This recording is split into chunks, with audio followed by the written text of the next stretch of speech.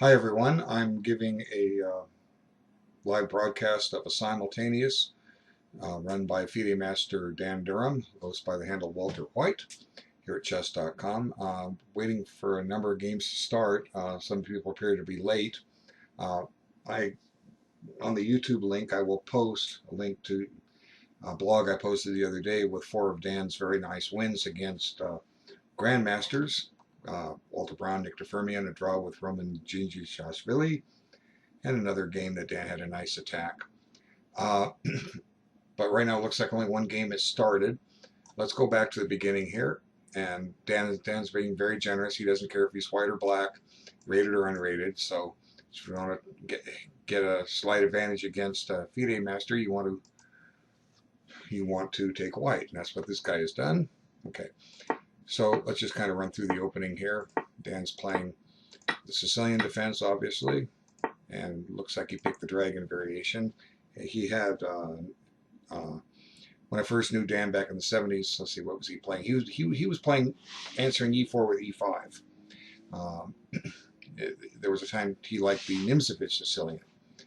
E4, C5, knight f3, knight f6, and he's diversified his openings, I'm sure. Anyway, when you have a long chess career like both of us have had, you're going to learn a lot of openings. Okay, so bishop d3 is not the normal place to put the bishop. I like to call this a tall pawn. Why do I call it a tall pawn? Well, the bishop kind of represents, or it's similar in structure to a pawn. If you set up a chess set, it looks the most like a pawn than any other piece. So there it is, in effect, constructing a pawn chain. So it's a tall pawn. It doesn't have a whole lot of scope on this square. It also leaves the knight on d4 unprotected. Okay, whoops. I guess that was a move made. Let's back up to bishop d3. If this knight's attacked, queen b6, the knight must be dealt with. Okay, knight c6 obviously attacks the knight too. Bishop g7 would potentially set up a discovery against that knight. Now that doesn't mean that those moves would be good to play against that knight, but it's certainly something we have to be aware of. But back to the tall pawn, the bishop doesn't have a whole lot of scope on d3. If the pawn on e5 is exchanged or advances, it'll gain a little scope, but it's bumping into a pawn on g6. So I'm sure it's been played before. Just about everything in the popular openings has been tested, but we could safely say that black has equalized this position. And now h3, a preventative move. A lot of times these rook pawn pushes are just not good. Okay, I've got a whole video on why they're not good on my How to Play the Openings series in my playlists. But to some degree, it makes some sense here because white has placed his bishop on e3. There are times when black may very well want to play knight g4. Okay, and trying to disrupt the white pawn chain or pawn structure. Okay, knight would take the bishop, pawn would take back. White's got a couple of doubled and isolated e-pawns. Not always the greatest thing to have, but it does cost a tempo to do this. So one could argue that maybe white shouldn't go into this set. Maybe white should just challenge black with mainline theory. Okay, a lot of times in the Sicilian, in the Yugoslav attack, white is putting the pawn on f3. Now, we don't want to put the pawn on f3 necessarily now. That just creates a big hole on g3. But that might have been an alternative plan at some point, as opposed to h3. H3 can still work out. Maybe white's going to try to conduct some kind of a pawn storm later. But to do that, he's probably going to have to bring his queen up and castle long, and which brings us to a lot of the main lines of the Sicilian dragon. Just to be a slightly different position for white. Okay, let's step forward a move or two and see what anything has changed. Okay, so knight c6, now queen f3. So again, we have the possibility of a discovery. Any knight move puts a second attacker on this knight. Now, I don't think that black can take tactical advantage of this. Let's see. Let's bring the knight to d7. That puts an attack on d4. Well, we can trade off. We can even retreat the knight. and white should be safe. So I don't really see. Whoops, I guess that's what he played. Okay, let's back this up. So he does take on d4. Here's what he's going to do. Now the discovery is less meaningful because the bishop could take the bishop if on g7 if the knight on f6 moves. Okay, so knights are cool pieces. When you move a knight, think about where you can go next. So here's an interesting move. Whoops, there's that move again. Dan's going to play knight takes d4. One interesting move is to play knight e5 here. This gains a tempo on the queen. The queen must move. Maybe it'll go back to e2, and if Dan would so choose, he could secure the bishop pair with knight takes d3 check. But the game's going to be more or less equal. Black will have picked up the bishop pair, which could prove to be an in-game advantage. And at the higher level of chess, this is how a lot of like international masters will beat the FIDE masters. They'll pick up a very small advantage like that, and then conduct their middle game accordingly to where they can trade into some advantageous ending where that bishop pair would win. An excellent book on the endgame. It's for the more advanced players, but Endgame Strategy by Sherezhevsky. He has a whole chapter on the two bishops, basically endings where one side has two bishops, the other side has a bishop and knight, and the two bishops work together with the pawns and any other pieces on the board, and eventually force the creation of a pass pawn and its eventual coronation to a queen. Very interesting strategy. So let's skip forward here a little bit. Okay, so he took, and now he plays queen a5, which pins the knight. Okay, but does white really want to move that knight? If he could move it here, he would be attacking a pawn, but you can't do it. It's illegal. Okay, now what should white do here? Castle king side or castle queen side? Well, I was talking a little bit earlier about that's one of the things that white does in the main line. White does castle queen side and tries to spawn storm. The blacks, again, the black setup is close to normal that black would have. This bishop will go to d7, a rook will come to c8, be trying to maybe sacrifice the exchange down on c3 at some point, bust open the king position, maybe advance these pawns up the board, try to create some weaknesses in the white position. But what's going to happen is white's going to choose the castle king side here.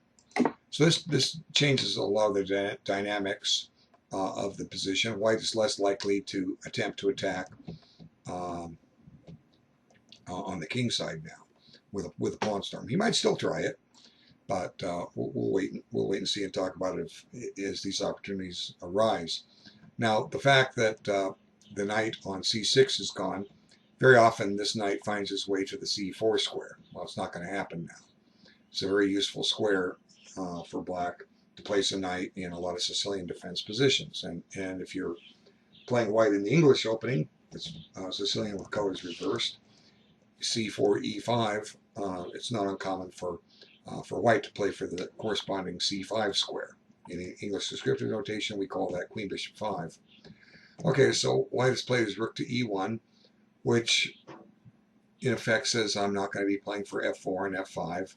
I don't have my rook behind the pawn. Maybe white is going to attempt to play for e5 at some point and then seek to make some exchanges. Okay, so now this explains this move by Dan, knight d7. He's trying to take a grip on the e5 square. See, black's controlling that square with three pieces. Okay, queen on a5, knight on d7, bishop on g7, and pawn on d6. And black is willing to part with his valuable bishop because, well, with white putting this bishop here, that's what white's saying. I'm going, you're going to, you want to trade bishops? Okay, fine. Let me see what I can do with my knight. Now, for what it's worth, we were talking about this knight d5 move a little earlier. Maybe white could do it, but he's not doing it now. Let's back it up a second. Okay. Let's consider this move knight d5 for what it's worth. Okay. What's the threat? Well, it threatens to take this pawn with check. Okay, black needs to defend it. How's he going to defend it? Well, bring the rook over, bring this rook over, or bring the queen back. Or alternatively, after knight d5, we could capture this pawn. Now, what does that do? Well, it uncovers an attack for white on the e7 square. Okay, now black will have to stop and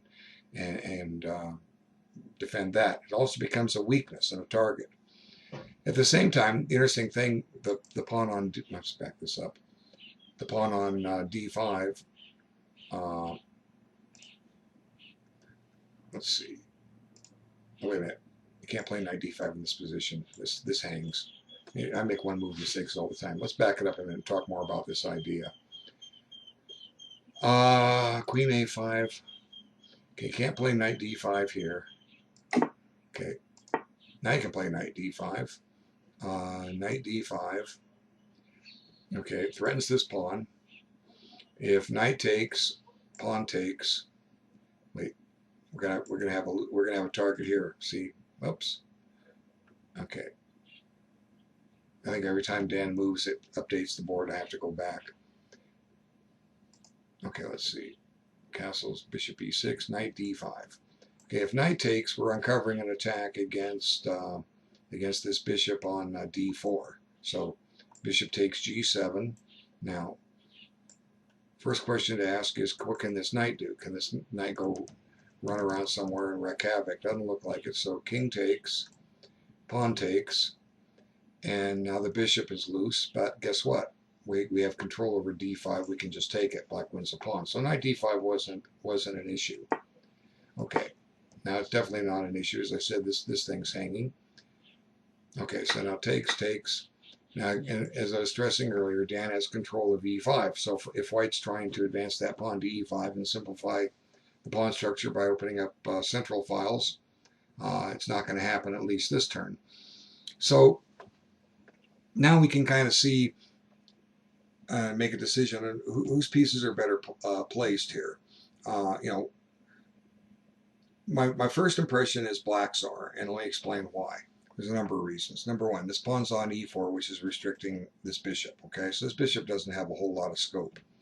The next reason is, you know, let's see. This knight really only has one square to go to, and we talked a little bit about that. We'll come back to that in a moment. But this knight has a little more flexibility. You can still come back to e5 and secure the bishop pair. It could go to c5, which is a nice square for the knight. It might even go to b6, and that's targeting going into c4. You know, imagine a knight on c4. We're pressuring a pawn on b2. So here, let me just explain a tactic. Imagine this knight on c4. Now we can't get there on one move, but suppose white defends the pawn. Well, when we have a remove the defender tactic, we can take this. He takes back, and then we grab this knight. Of course, there's a drawback. Maybe white's going to turn around and steal this pawn with his rook. We take all these things into account, but these are common tactics that can occur, and one of the reasons why black might want to get a knight to c4. They always don't work the way you want, but we start making them work the way that they want. Jeremy Solomon, author of the How to Reassess Your Chess series, talks about getting a fantasy position. In other words, what would you like? Where would you like your pieces to be? And that would be one kind of fantasy position, that black would like a knight here, so that we could rid white of this pawn and then collect the knight after.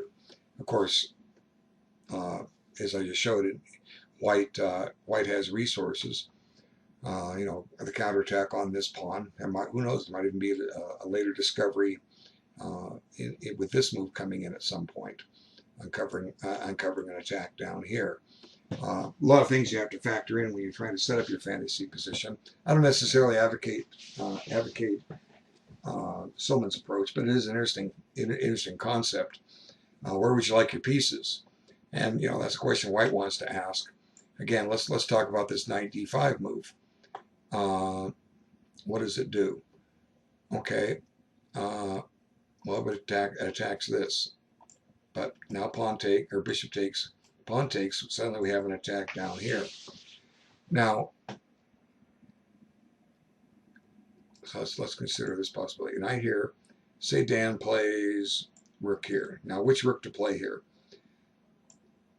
You have two rooks that can go there. It brings up a whole new discussion. Maybe you've seen a note to a game, wrong rook or right rook. Which rook should go to e8 if that's what you want to do? Well, the logic here, what? Okay, we'll come back to this move in a moment. Why would black want to put the f rook on e8 in answer to knight d5 rather than the other rook? Well, it does create a potential fork down here, okay? But the one idea is we're trying to clear this, keep this rook being able to get to the c file. Now maybe that doesn't work. There's a possible tactic here. Okay, let me explain. Knight d5, and as I said, it puts the rooks in line to be forked, but that square is guarded by the queen. Okay, well, suppose knight d5, rook e8. What if white plays b4? Now, positionally, that move looks horrible. Okay, it's creating weaknesses in the white queenside pawn structure, but it does tell the queen to move. Now, where's the queen going to go? Well, the queen can't come back to guard c7, so maybe white's going to get a fork. So let's see, knight d5. Let's look at this. Come on, go back. Knight d5, rook fe8, b4.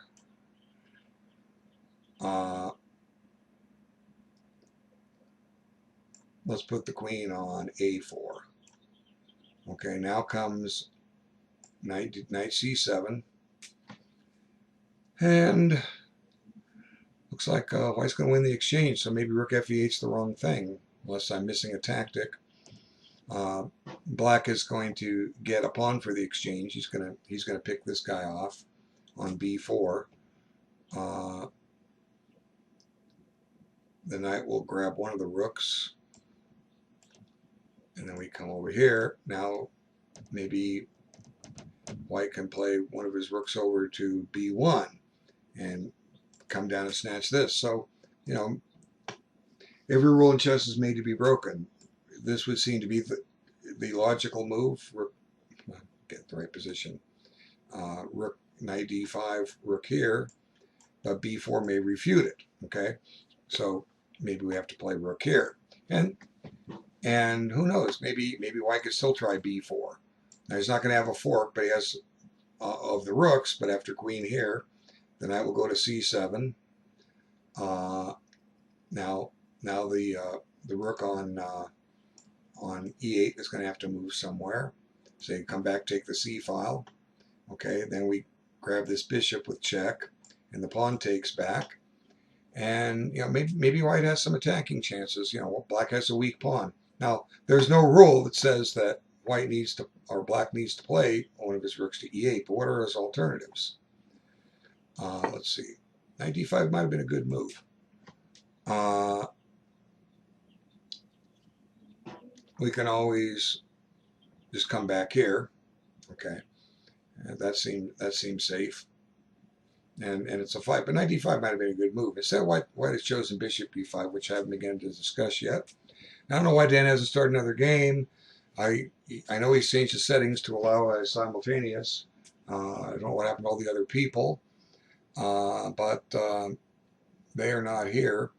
Let me see. Let's see, that's Dan's profile. I'm going to try to go to another window for a second. Okay, hopefully don't lose this. Okay, Dan's live chess. Okay, is anyone sending a message here? I'm trying to get in. I want to see if there's any message here. No notes. What do you mean there's no notes? There's plenty of notes in here. Okay, nobody's posting a note. I can't play them. Okay, I'm going to go back to the game. I'm going to send Dan a text here. Walter, where's the live chess? There it is. Okay.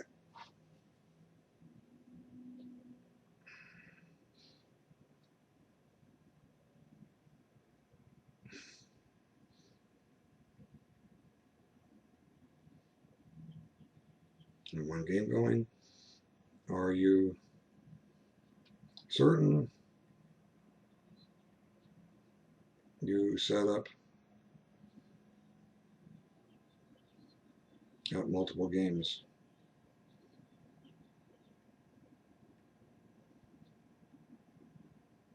Okay. Sing a text in case anybody else is there. Okay, so what does this move do? Bishop b5. We can talk about that now. Okay, the bishop is defended by the knight, which is safe. If a rook was on c8, maybe we could chop this and win 2 pieces for the rook. Well, it's not there. So first question to ask is, what if we put the rook on c8? What does white do? Got to deal with something. Maybe he's going to play bishop takes, pawn takes, and then knight d5. Okay, it might give white close to an even game. Black would have the bishop advantage. It's not a big advantage, but a player like Dan is capable of conducting his in-game accordingly. There's been 2 sets of minor pieces exchanged, and white doesn't really have a weakness in this position. So we could argue that white's doing well. Playing his rating 1052, playing somebody with twice his rating, so to speak. White's done fine. Looks like they're both taking their time a little bit. Let's see. Move 14 or 13 moves. They gain 6.5 minutes on the clock from the increment. And they have each taken about 8 minutes. So they've taken 14 minutes each for the game. It's about a minute a move. It's a little too quick. Of course, the opening, sometimes we can play the opening reasonably fast, but this is a good time to slow down your game. See, time is one of the biggest reasons why people lose games. They're moving too quick.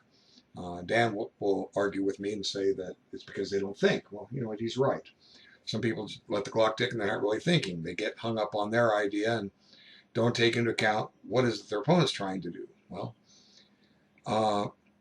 bishop b5 doesn't strike me as an aggressive move, but anytime you're playing a stronger player, if you can walk away with a draw, that's a win. Okay, so white's basically daring black to beat him. Hey, I'm going to trade pieces off. If I can trade off the bishops and the knights and the queens without any weaknesses, there's a good chance I'm going to hold a draw on this rook and pawn ending. Okay. And if you're the stronger player, well, you don't want that to happen. You don't want to, you want to win your games, especially against someone rated lower than you. And so interesting chess. Now Dan doesn't have to allow bishop takes. Again, we can come back and talk about this move knight e5 because he's kept it in reserve. It gains a tempo on the queen. The queen needs to move somewhere. Where's she going to go? Well, you go to e3, and then suddenly we have this knight c4. An ideal square for the knights I've been explaining sometime. Should white take, we take back. Now maybe e5 comes in, and maybe Dan takes, white takes, pawn takes, rook takes. And the pawn on e6 is loose, or e7 rather. White has a queenside pawn, would have a queenside pawn majority, black a kingside pawn majority. But black would be slightly better because his bishop is a better piece when there's pawns on both sides of the board. So one could argue that if black would trade rooks in that position, he has a theoretical win. And I really like to refer players to there's a game, classic game. It's Stoltz versus Kashdan, Grandmaster Isaac Kashdan. The Hague, 1928. Isaac Kashdan, when I was a kid, I was reading the LA Times chess column. He wrote the column every week. I had the pleasure to meet him a few times. Very, very considerate human being. And at one time, he was arguably in the top 5 in the world. One of his nicknames was Der Klein Capablanca, which meant the little Capablanca. Capablanca was better than him. Alekhine was better than him. He might have been size number 3 until the 30s when some new faces came along: Reuben Fine, Paul Carey's, Mikhail Botvinnik, and so forth. But Cashdan was a very strong player. But this game, you can find it pretty much in any in-game anthology. And uh, uh, Cashdan proves why the bishop is superior to the knight. One of the ideas is you use your king and bishop to force the white pawns to advance, which will create entry points for the king, so that you can eventually steal a pawn and get a pass pawn and run it up the board. Okay. If you remember ICC, I have the full game score in my library, maybe around 160. And again, it's in all the in-game anthologies. If you search Stoltz, Stoltz, Cashdan, chess, you should find it. It's on chessgames.com. The opening was kind of interesting. It was a Scotch game, and one side threatened one of those tricks where you have a queen sack on I can't remember who threatened it. Cashdan was black. One of them threatened it. There's a queen sack on one of these squares to open up the H file. Well, first knight checks the king in the corner, then you sack the queen on this square, and then send a rook over to the H file, and you get a mate. One of them had that tactic popped up. It's kind of neat. And the story I read was the original moves were lost for years, but Cashdan's son found the game score years after his father passed away, and submitted them for posterity. Anyway, one of the things about that position of Stoltz Cashdan is white's pawn was coincidentally on H3, and because that pawn was on H3, this enabled Cashdan to conduct his plan as he moved his king up the board to create weaknesses in the white pawns. And one could argue that had that pawn been on H2, that the game might have been a draw, even though black had the bishop. Just these rook pawn moves, they're just trouble. Okay, harder to punish at the lower level, but at the higher level, much easier. So Dan's kind of gone into deep think, which is good. I sent him a text. Okay, only one game going. Are you certain you set up multiple games? So I don't know what's going on. I switched over to the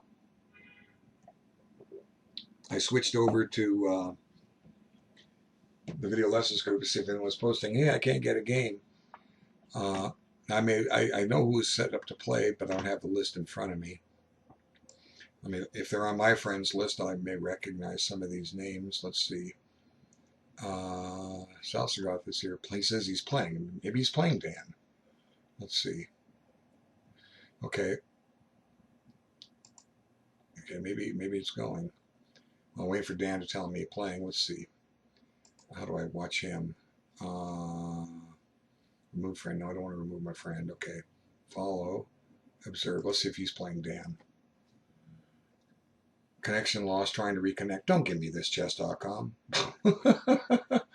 Okay.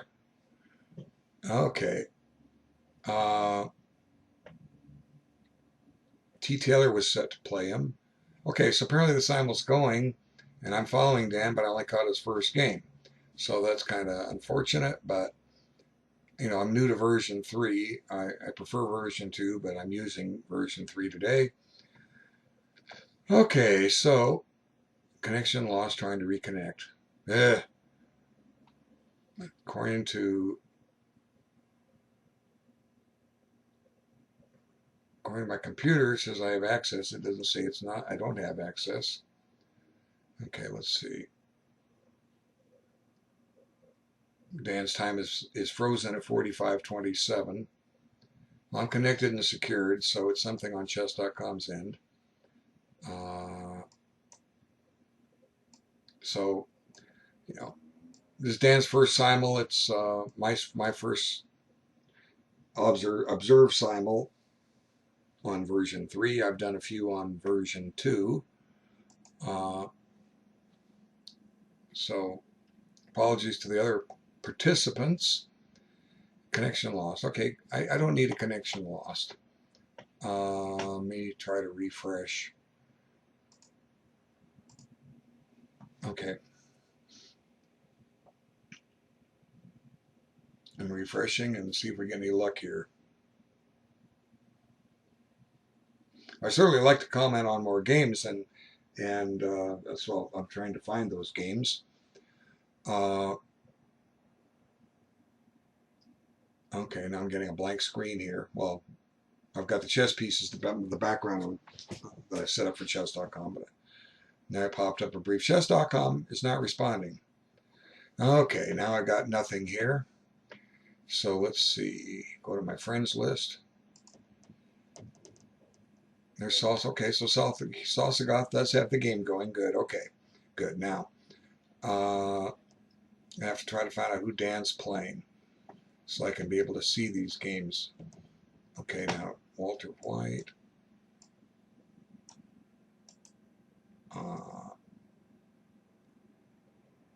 Let's see what I make. Whoops, I don't want Teach Chess. Who's Teach Chess? I think seems like I know that name. Okay, Walter White. Okay, observe game. Which game is it going to bring up? Let's see. Chat. Observe game. Follow. Let me try observe game, see what happens. Oh, so this is interesting. Salsagoth is my student, and he's playing the Bingo Gambit, an opening I taught him. But one thing Salsagoth doesn't know is that this is an opening Dan used to play. So what does that tell you? Dan is probably going to play the line he fears the most. If he was playing black, what line would White play that Dan would be afraid of? And that's one common sense approach. Okay, let's look through this. Okay, so we have the Bingo Gambit. Okay, so doesn't take here right away. And Salsagoth even picked up the book on my recommendation by Pal Benko, written some 3 years ago. All right. So what's the basic idea of the Benko Gambit? Black has gambited a pawn, but he's got incredible pressure on these two files. If Black could win those two pawns, he's going to win the endgame. Okay? Black wants to get a very active bishop on this long diagonal, and White may have to lose a tempo in castling, or may not even be able to castle without doing it what we call by hand. In other words, if the moment this pawn goes up to e4, well, first off, it's going to get captured, but the moment this pawn advances, say, to e3, it wants to get to e4. It's going to take a while. You have to protect that square, and then it can advance it. But Black will take the bishop on f1, and White can't castle. But White will do what we call castling by hand. He'll play his pawn to g3, and he'll put his king here, and then swing the rook out. Okay, takes a little extra time. While White's busy making his king safe, Black is doing the moves I was showing here, here. Okay, and bringing the queen out to one of these three squares. Benko has a very interesting explanation in his book. You have to find the book. It's a great book. There's three squares that Black will put the queen. Each one has a positive and a negative, and Benko explains those. Okay, Pal Benko. At one time, he was probably definitely in the top 10 in the world. I think it was the Canada's tournament in '62. See, Fischer had won the interzonal in Stockholm by a wide margin, and this was the tournament where Fischer was considered the favorite to go on to challenge Botvinnik for the crown. But there were 5 players from the USSR among the 8. And one commentator said, "I do not think 5 Soviets are weaker than 1 Fischer." And Fischer got clobbered. And Fischer complained. He protested, the Russians have chess rigged. And guess what? Fischer was right. It was later revealed that they did collude. Let's see, who were the Russians? I think Tal played, but he didn't. He only went maybe 2/3 of the way through and had to withdraw for health reasons. Petrosian played, he won. Viktor Korchnoi was in, and I think he was ordered to lose. He was one of the guys that was ordered to lose. Now, who does that leave? I think Paul Carey's was in there, but the Russians were never altogether happy with Paul Carey's because he was from Estonia, and when the Nazis occupied the Baltic states, Carey's was played in some Nazi tournaments. So they didn't, Stalin didn't throw him in the gulag or whatever, but They didn't want him becoming world champion. So who was the other player? Was it Smyslov? So we have Bobnik was the champion. So Petrosian, Korchnoi, Tall, Carries, and one more. And I can't think of what it is. It's not important. You can look it up. But first game of that tournament, Fischer played Benko and he lost. And then Fischer lost another one. Maybe I know one Russian player that had Fischer's number was Yefim Geller, but I don't think Geller was in that candidates tournament. But theoretically, Fischer could have become world champion in 1963. It was the second international when he was playing in 59 in the candidates. That was Mikhail Tal's year. Tal beat Fischer a total 4 times in his career. Had 2 losses and a handful of draws. All 4 of those wins came in that candidates tournament when Tal was at the peak of his power and Fischer was still about 15 years old. But in 62, Petrosian came first, and he went on and dethroned Botvinnik, who withdrew. And we could argue that Fischer could have beaten Botvinnik. He had a winnable game against him in the Olympics, and Botvinnik found a resource in the adjournment, and Fischer published the game in My 60 Memorable Games and makes a claim that there's no defense against the black avalanche of checks. And years later, Garry Kasparov proved that there was a defense against that avalanche of checks. Okay, so here, back to the Bengal Gambit. Here's one of those ideas with castling. White's going to fianchetto to enable himself to castle and keep the bishop on the board. But this leaves this bishop on the board, which could be a plus and a minus. Number 1, it's in the rook's way. But number 2, it's certainly on a nice diagonal. So right here, what black should play is continuous development with g6. Okay, so let's see. Did I say everything I wanted to say about that championship match? Well, it wasn't quite done. But had the Russians not colluded, and maybe had Fischer been a little bit more alert to the situation, and not gone and lost to Benko, who started this conversation because I said he was one time in the top 10 players in the world. He was in that candidates tournament. We could argue he was in the top 10. Had Fischer won that, yeah, he could have very well have defeated Botvinnik. And then Fischer's next interzonal, he skipped the one in 64. He played in 67. I think it was in Tunisia, South Tunisia, and Fischer was leading and withdrew over the playing conditions and didn't come back until 1970. And coincidentally, Fischer hadn't qualified for that 1970 interzonal, and an American gave up his spot for Fischer so Fischer could play. And who was that player that gave up his spot? None other than Mr. Benko. Anyway, so he's played the correct move here. Now let me try to, what I need to do is I need to go into my messages. May upset the video. I'll find out who Dan was playing. And I can look and find a way to get all the games live here and make comments on them all. Okay, hopefully no game finishes. It's my first try on this. Let's see, is this it? Okay, messages, okay. I think this new version of Replay Video Capture will continue recording the page I want to record. The older version, whatever showed up on the screen, that's what came up on the camera. Okay, there's a message from Salsagov. Not sure, how do I challenge? Well, he figured out he's playing. Okay, let's see. So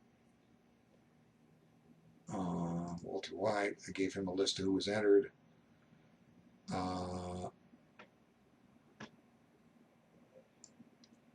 Okay, I've got the list now. I can look and see if hopefully they're on my friend list too. I'm gonna, if I don't get your game, if you watch this video and I don't get your game, I'm certainly sorry. And we can blame chess.com. I don't want this.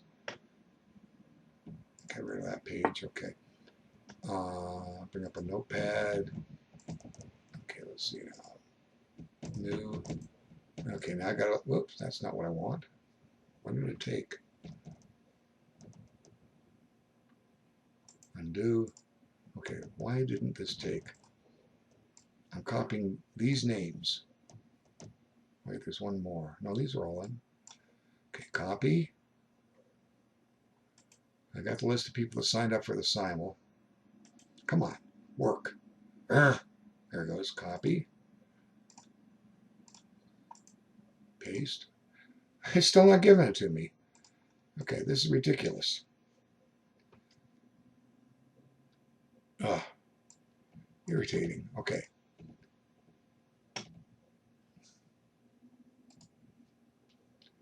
Let's see. Let's come up here. Okay. I mean, why is it copying the link to Dan's profile? Why is it not copying what I'm highlighting? Try it again. Yeah, there we got it. Okay, now I know who's playing. Now let me get back into live chess. Okay, now let me try this. Let me go to see who Dan's playing. Walter White. Observe. Which game will it take it to me? Which game will it take me to? Okay, it's not taking me any game. Okay, let's see. T. Taylor is playing him. Let me look at T. Taylor's game here. Okay, observe.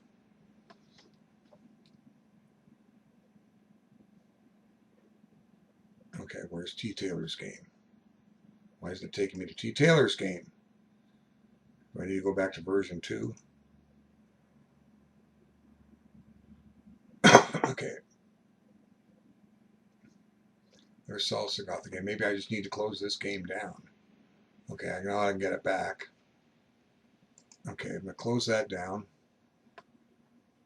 I think I'm trying to. And will let me close. Version 3, I hate you. Sorry, I mean, once I learn it, but close game. Okay, I'm closing the game. I'm clicking the X. Oh, there's another one. Tyler Wise Chess. Okay, good. Okay, we got a new game to look at. I'll try to get. He's on the list. Okay, so he got his game in. Let's go back and see what happened here. We'll talk about this game. Okay, so Dan's White. Now we have the Marshall defense the Queen's Gambit. It's best to take back with the knight, and then White's supposed to play knight f3. Supposed to be bad for black, and yet I've seen this opening come up a number of times among my students, and it doesn't look as great for white as I was led to believe back in 1972 when I first started studying openings in depth. Okay, but clearly black should play knight takes d5 here because now his queen's going to get tempoed, and white just had development. So e4, white can develop both bishops, black can't. White's got a nice pawn center. He decides to sacrifice a pawn. Okay, interesting choice here because, okay, how's white going to take back? If he takes back with the knight, he's going to drop the pawn on e4. If he takes back with the king, he loses casting privileges, and white may very well play knight g4. So, we'll give the credit to Tyler Wise Chess for his opening choice because now he's got a fork. He's going to either fork Dan's king and rook, or he's going to pick up the pawn on e5 and white can't castle. So chalk up the opening surprise to black, and white should have found a better refutation. What is that refutation? I don't know. I like black's game here a lot, okay, because now Dan brings the king back, and black regains the pawn. He's got open diagonals for both of his bishops, and white can't castle. And so what's going to happen now?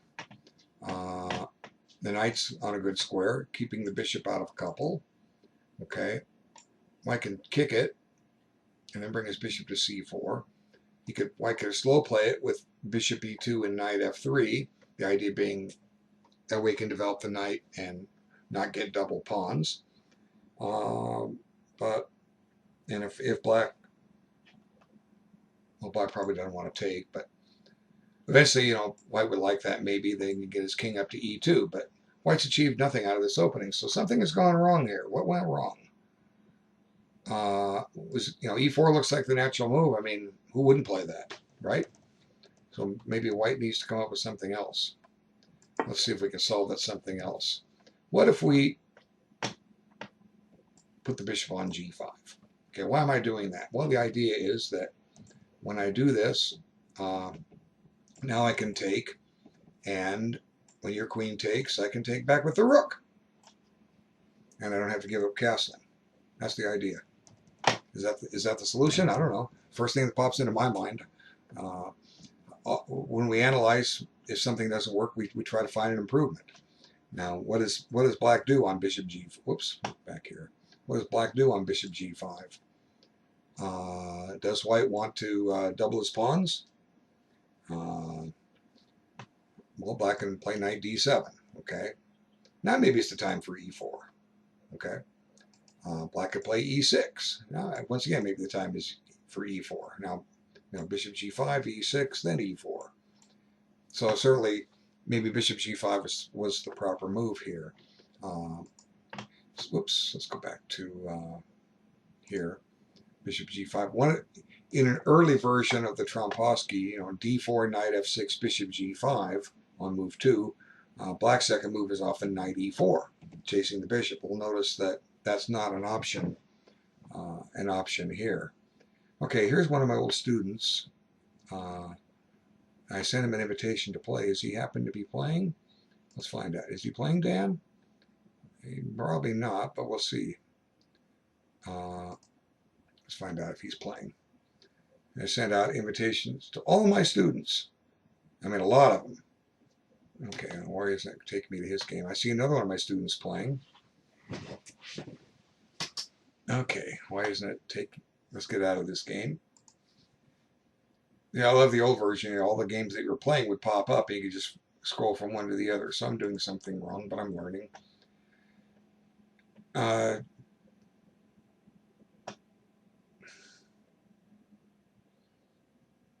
Okay, why? I'm trying to get rid of this game here, and it won't let me.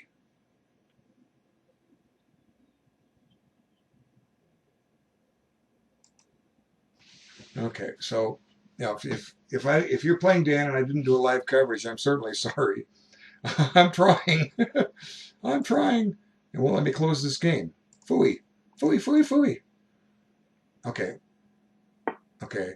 Well, no, this is one of my students, but he got a message to play, but he's not playing him. So let's get out of this game. Sorry, Mr. Taekwondo Check. You could have played a game against Feeding Master Dan Durham if you read your Skype messages. So what can I say? Maybe you'll probably never know this was a possibility. Okay, here's another one of my students. Let's see what happens here. Let's observe him. See, you lost your game too. Okay, Sorensen is not playing Dan. Sorensen, shame on you. I get you a nice opponent to play. You play somebody else. Look at his rating now, 1864. The kid's getting good. Okay, good for him. Met him 4 years ago in Las Vegas. His brother came out. Okay, now I don't want this game anymore. How do I get rid of that game? Maybe this X will do it. Okay, now let's find... Okay, now I mentioned a Teach Chess that I think I know. We'll find out. Let's see if Teach Chess is playing Dan. Okay. Nope, not playing Dan. I found a different way to get out of this game. Okay, now T. Taylor. We haven't looked at T. Taylor yet. Okay, now T. Taylor is playing Dan, so we'll get some comments with this game. And I'll look for the others. They're on the list. Okay, let's see. Yep, Walter White. Okay, he took black. Very brave. Okay, you could have had white. Gotta play, but guess what? You gotta play black in half your games, right? Statistically, pretty close to it. Might as well take black against the strong player. So Dan's playing e4. Usually he was a d4 player. We're playing an accelerated dragon. Now here Dan chooses to take back with the queen because we gain a tempo on the rook. That just more or less forces us this move. Okay. Oh, so interesting tactics. Chase the knight.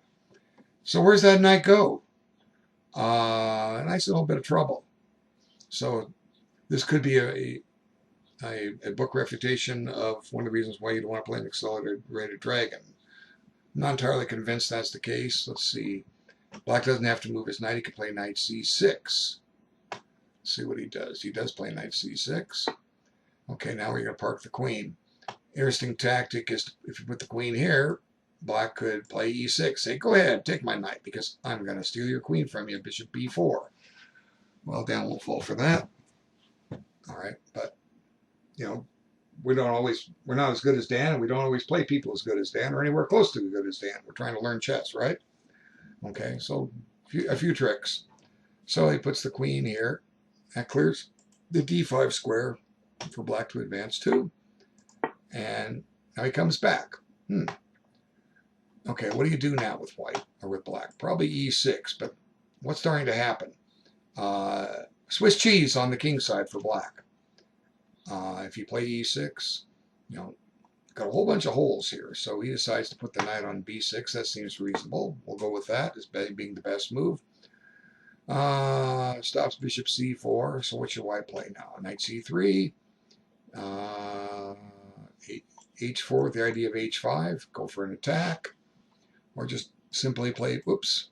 How do we get back here? Let's see. Play bishop e2 with the idea of castling and just trying to maintain a slight space advantage. I'm sure Dan's move is going to be adequate. He plays there. What's he trying to do? Castle queenside? Could be. You logically you want to think about castling kingside every game. That doesn't mean you never want to castle queenside. I said logically you want to think about castling kingside every game and castling early. I've had a number of my students recently, and they're all told to do just that. They've delayed castling, and it's something I used to do when I was first playing rated tournaments back in 1972. I had 6 years of reading chess books. My first rating was 1465. I wasn't a bad player when I got started, but one of my ideas was delay castling. And the reason I would delay castling is that gave me one extra move to start my attack. And what I found was against good players that guess whose king got in trouble? It wasn't theirs, it was mine. I'd end up losing casting privileges. My king would be exposed, and my game would just crumble like a house of cards. Okay, so try to give useful explanations any rating class can learn. So game's certainly reasonable. Dan's got e5 overprotected. It's a concept of Nimzovich overprotection. You get all your pieces lined up to protect a certain square. Then eventually maybe you put a couple of rooks on the e file. I'm just having some fun here. And then look at that. e5, there's no chance at all that black can win that pawn. But then the whole beauty of Nimzovich's overprotection is the majority of those pieces simply dart off to another part of the board and start creating threats elsewhere. And meanwhile, black still can't win that poor pawn on e5. I mean, that's the concept in essence. Read the book My System by Aaron Nimzovich. It'll certainly enlighten you about a lot of interesting concepts. Okay, castle. Okay, so Dan's saying, okay, I am going to castle long, and I am going to attack your king. What are you going to do about it? Well, Sicilian defense. This is black's trump, the c file.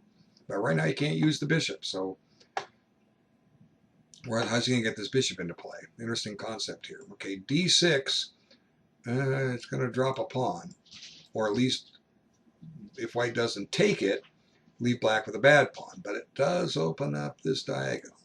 And it does open up this diagonal. So that finally we can start some play. So I don't know. Whoops. Maybe d6 is something black needs to do here. But if that's what black needs to do, then something's gone wrong for black.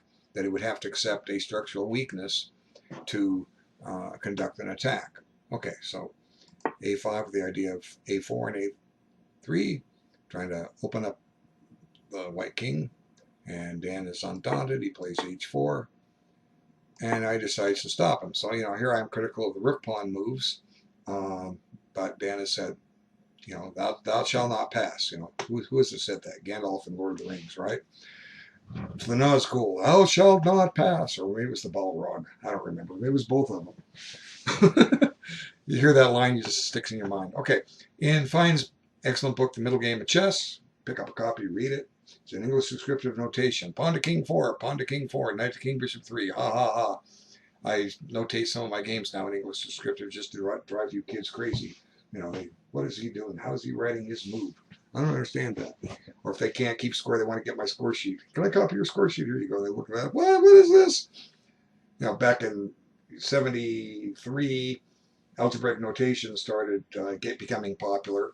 The Chess Informant series, which was written in algebraic, started becoming very popular. Everybody had to have a copy, and everybody started using algebraic notation. And we were all English descriptive notation users, and we watched the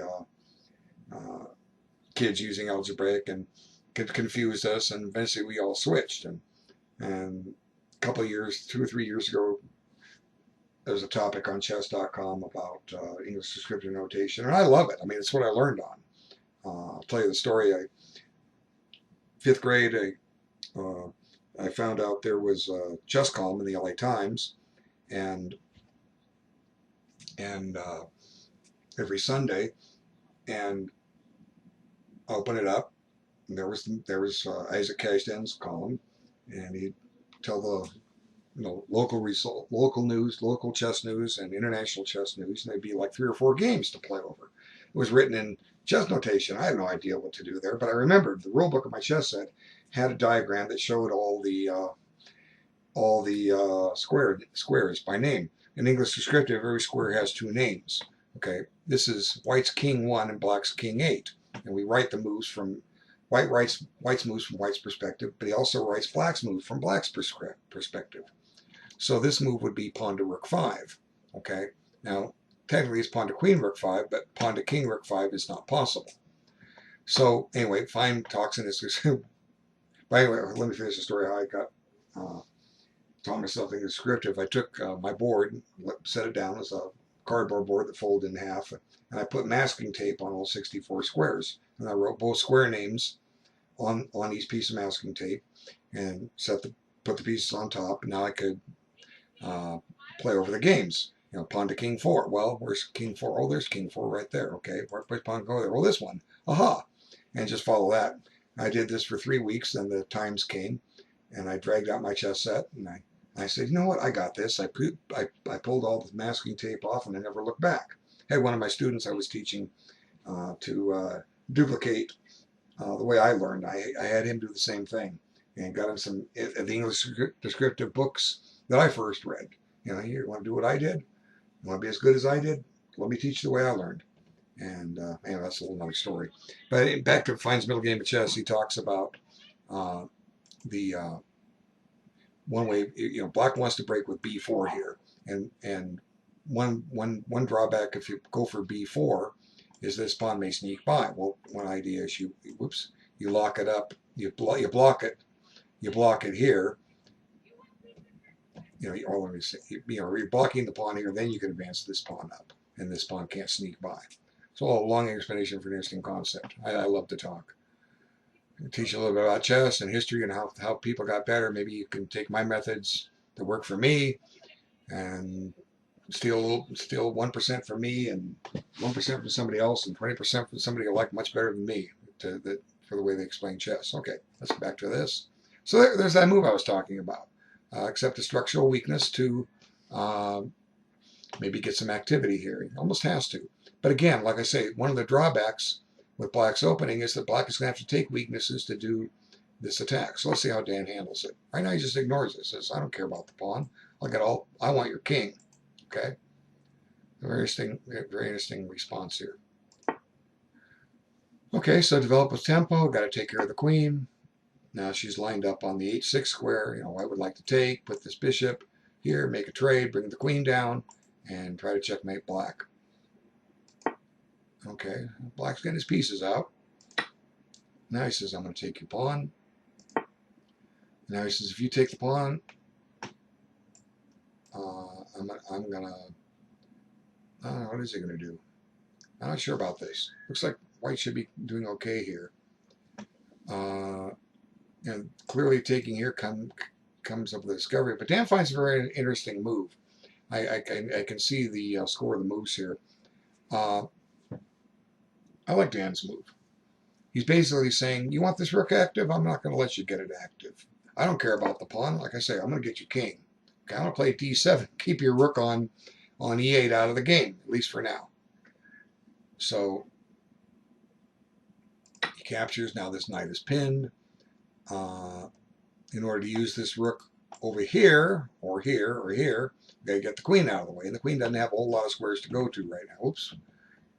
So meanwhile, it's White's play. White to play here. He is back to conducting his attack. And now we attack this weakness. Nothing is protecting the g6 pawn other than this bishop. You know, it's White's attack looks a little bit quicker than Black's right now. Let's see what happens. Okay, bishop rook here. And he steals this knight, giving up the exchange. Very interesting. I didn't see that coming. Let's see. Of course, I'm slow on tactics. Let's talk about it. Okay, this bishop is under attack. Oh, I see what he's doing. Okay, it's removing the defender. Rook takes. If queen takes back, you pick up the rook. So did Dan just win a piece? It certainly seems so.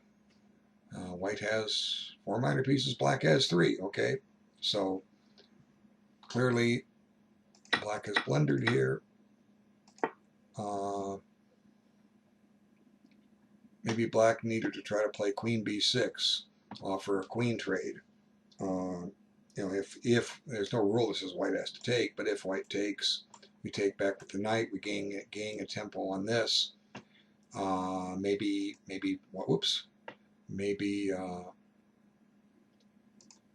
if queen b6. I certainly want to see if we can do this again, but we can't. There's queen takes queen check. Although we could, yeah, we could.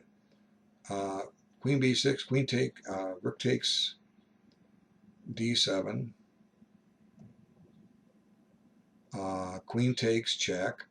Bishop takes e3. Bishop takes d7, and rook takes d7. So Black looks to be in a bad way here, unless I have a tactical oversight. But instead of losing 2 pieces of the rook, he's just losing a piece here. So this is definitely a winnable game for Dan now. But you know, Black did okay. You know, he had, you know, it was certainly interesting to see what would happen when he got d6 in. It's hard to see a move like d7 coming to kind of mess up your plans, but you know, Dan's capable of being grandmasters. Okay, he's done it. So we give him credit, and then hopefully you learn something from this. So Black's just down a piece, and the White attack is on, and now we're threatening to take this. Not looking too good for Black. Okay, let's try to find another game here. Okay, let's close this one off. So, you know, the old version would pop up all Dan's games. You know, it's kind of frustrating. Let's see, Salsagoth, we've looked at that. Okay, it was Maxer. So we can bring that list up, see who was on the list. You know, he wasn't on. Okay. They have to be on my friend list, too, for me to see them. We can try potluck and observe Dan in whatever game it brings up. We'll see.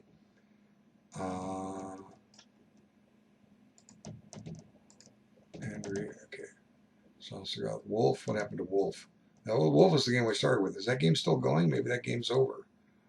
This game, apparently it's over. Or I'm not on Wolf's friend list.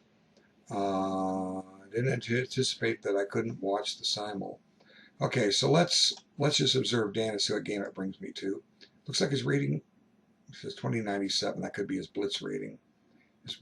His standard rating was 2229. So I think if his rating went down, maybe he lost the game. So now we're going to observe Dan. There's Wolf again. Okay, so we looked at this game some time ago. Now it's back. Okay, let's see. Bishop g7. Okay. Now we go forward here. Here we go. So bishop b5. What did Dan choose? He did choose knight e5. Okay, now he does take the c file with that rook. Okay.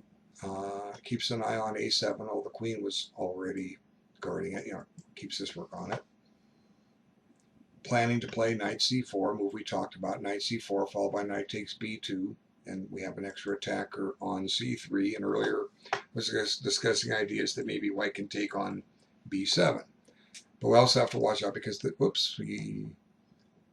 come on back here. fc8.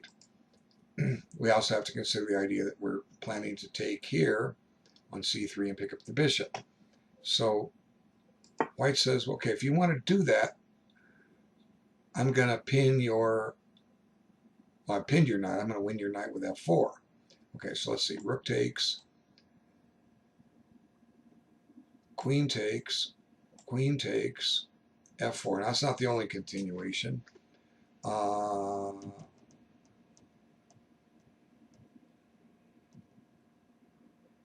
White's going to be up the exchange. Black will get a pawn for it, but white's going to be up the exchange. So that explains Dan's next move, f6. Okay, and now the pin is broken. And now because the threat on rook takes was there, he retreats his bishop. Okay, so good play both sides. Now Dan's just going for an endgame. He says, go ahead and take. He doesn't want to take. Knight takes the square away. Maybe prepares an advance to come up here and pressure c2. It's one of the themes in the Sicilian defense. You know, undermine. You know, the knight defends a pawn on e4 and shields against the vulnerability of the pawn on c2. So black's trying to steal a pawn. And notice, because this rook remained on a8, the pawn on a6 will remain protected. So another reason why this was the right rook, even though this might seem like the more natural rook. Okay, let's go forward. Okay, so he protects this well in anticipation of an attack. And now the queen's come off. And this is where we're at. White's got to decide how to recapture. Okay, so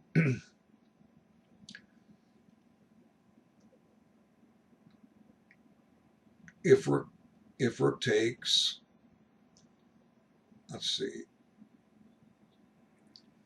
rook takes, we could trade rooks and swing the rook to c8.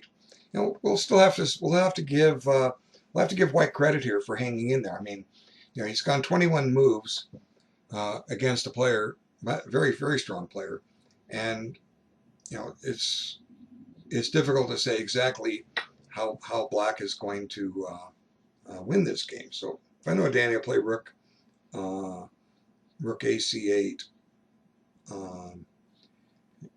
but I don't know. Let's see. Maybe taking does kind of put this pawn up here out of where it's a little vulnerable.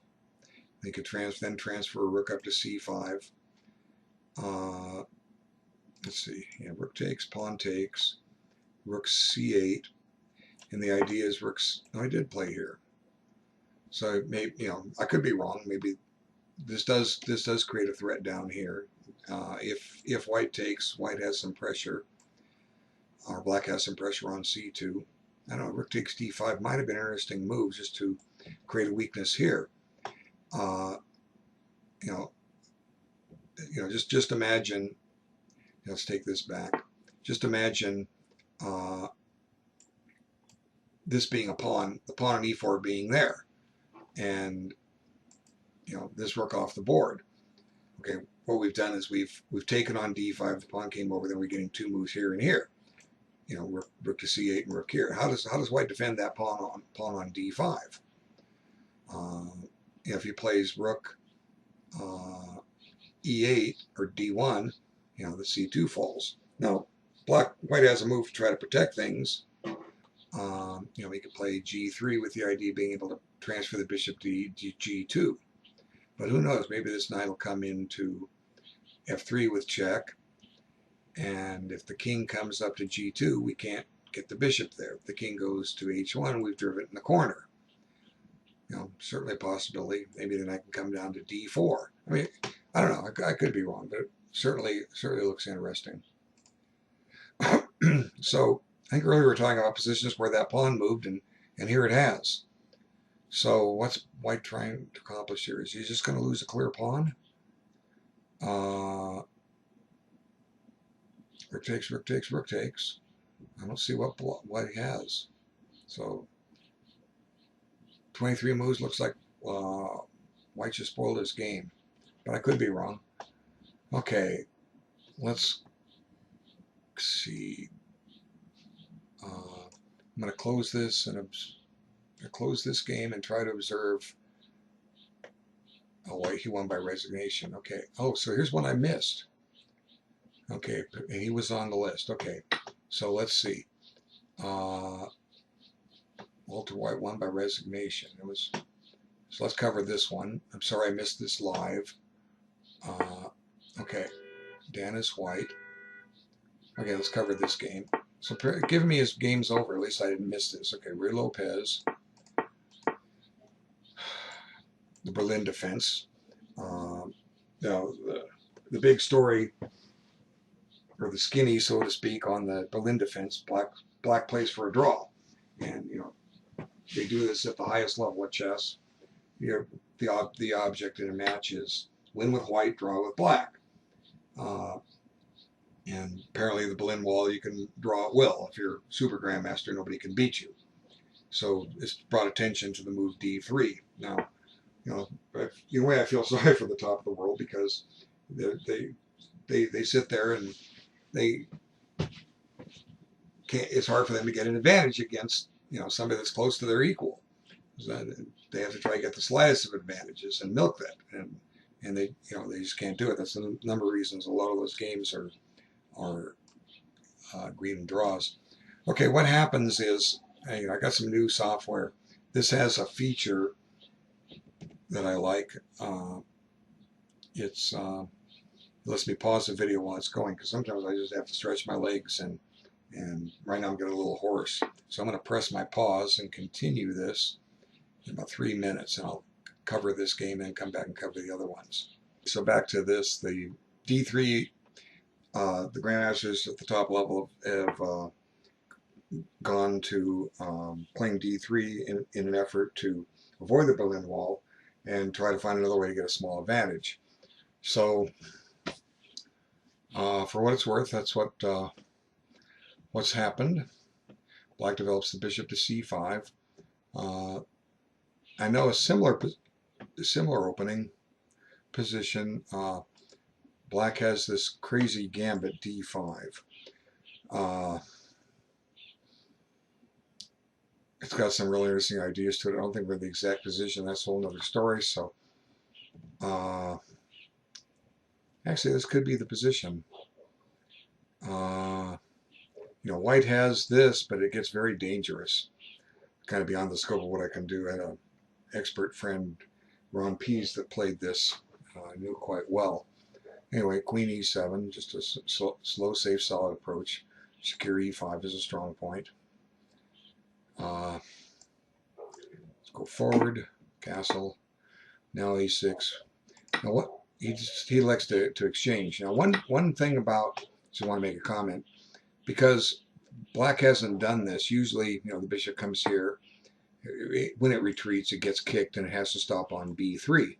Then it later gets kicked again, and the bishop drops back to C2. Well, one thing about having the C3 ahead of time is that when it's kicked, white can just bring it back to C2 anyway, immediately, without having to stop on B3. Now, black doesn't have to play knight A5, but yeah, that's a whole other story.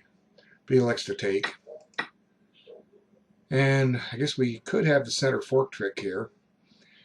A variation of it: knight takes, queen takes, D4. And one drawback of black's position, the way he's played this, is that his king is in the center, and the rook can come to the E file. I want to make one other comment. Should black have taken this way?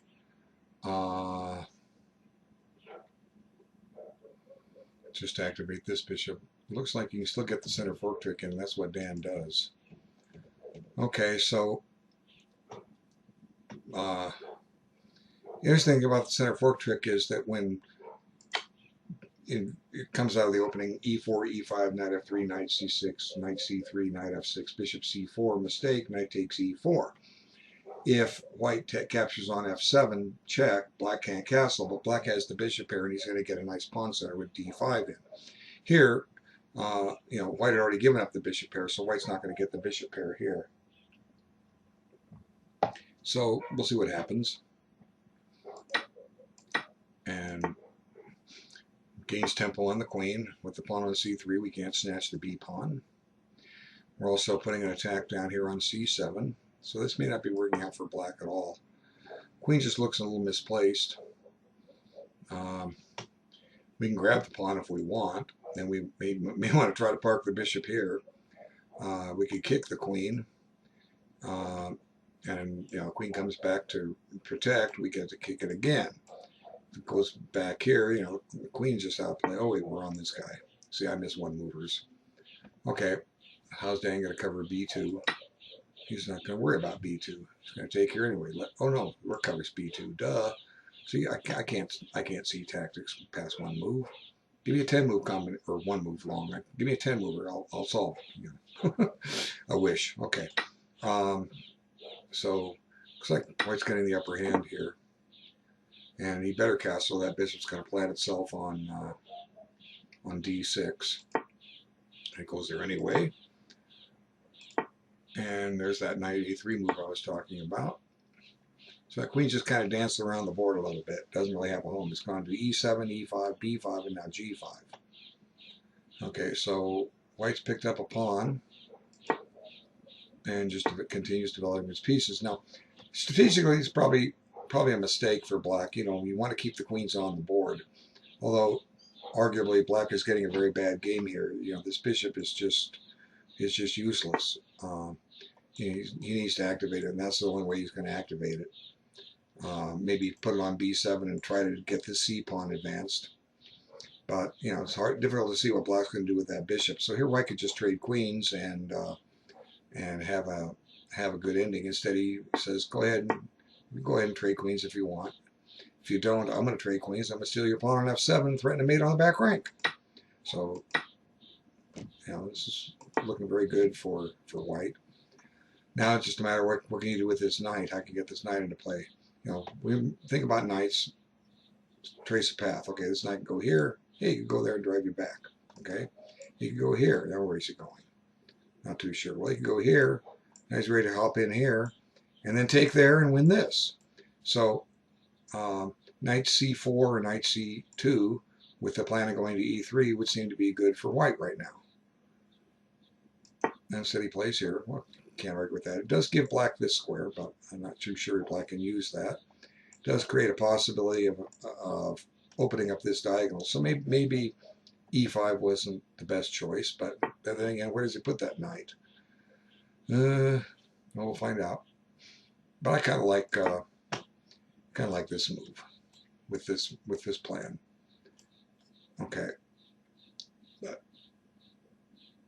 I'm not the FIDE master, so we'll go with the. Oh, that's why he did it. See, I can't see one movers. I can't see two movers. Okay, never mind. Okay, so now the rooks are safe. White's up a comfortable 2 pawns and make it 3 pawns. Now there's a mate threat on the back rank that's guarded. White hitting the pawn on e2. He says, or e2, you can't have it.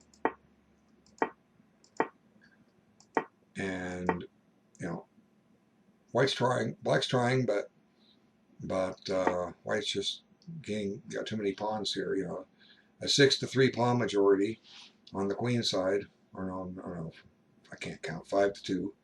Okay, 5-2 pawn majority. White's going to end up with 2 center pass pawns and an outside pass pawn on the b file. And take squares away. Brings the king up, starts the pawns rolling. Here they come. Now time to redeploy the knights. Going to go to c3 and push d5 in.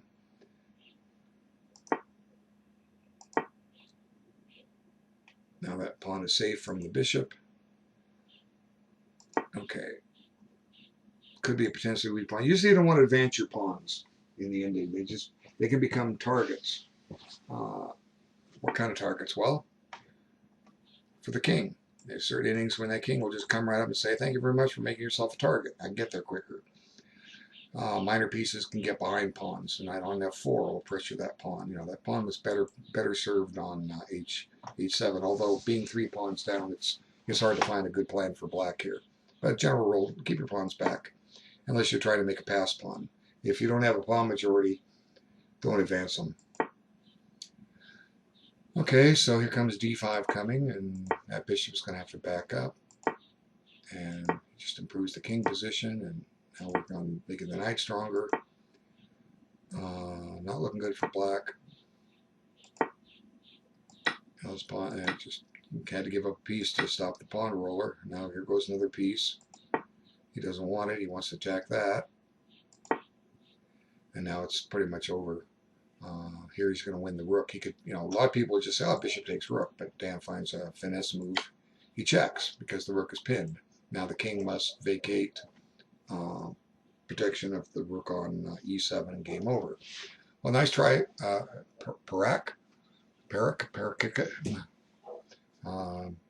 start out with a good opening. You know, your choice of the Berlin Wall, attempting to play the Berlin Wall was an excellent one. Okay, and but if you want to do some research, look up this move. Okay, it's got some really interesting stuff to it. All right, let's find another guy here. Salsa Goth again. Okay, we looked at this a while back. Hasn't gone far. Let's see.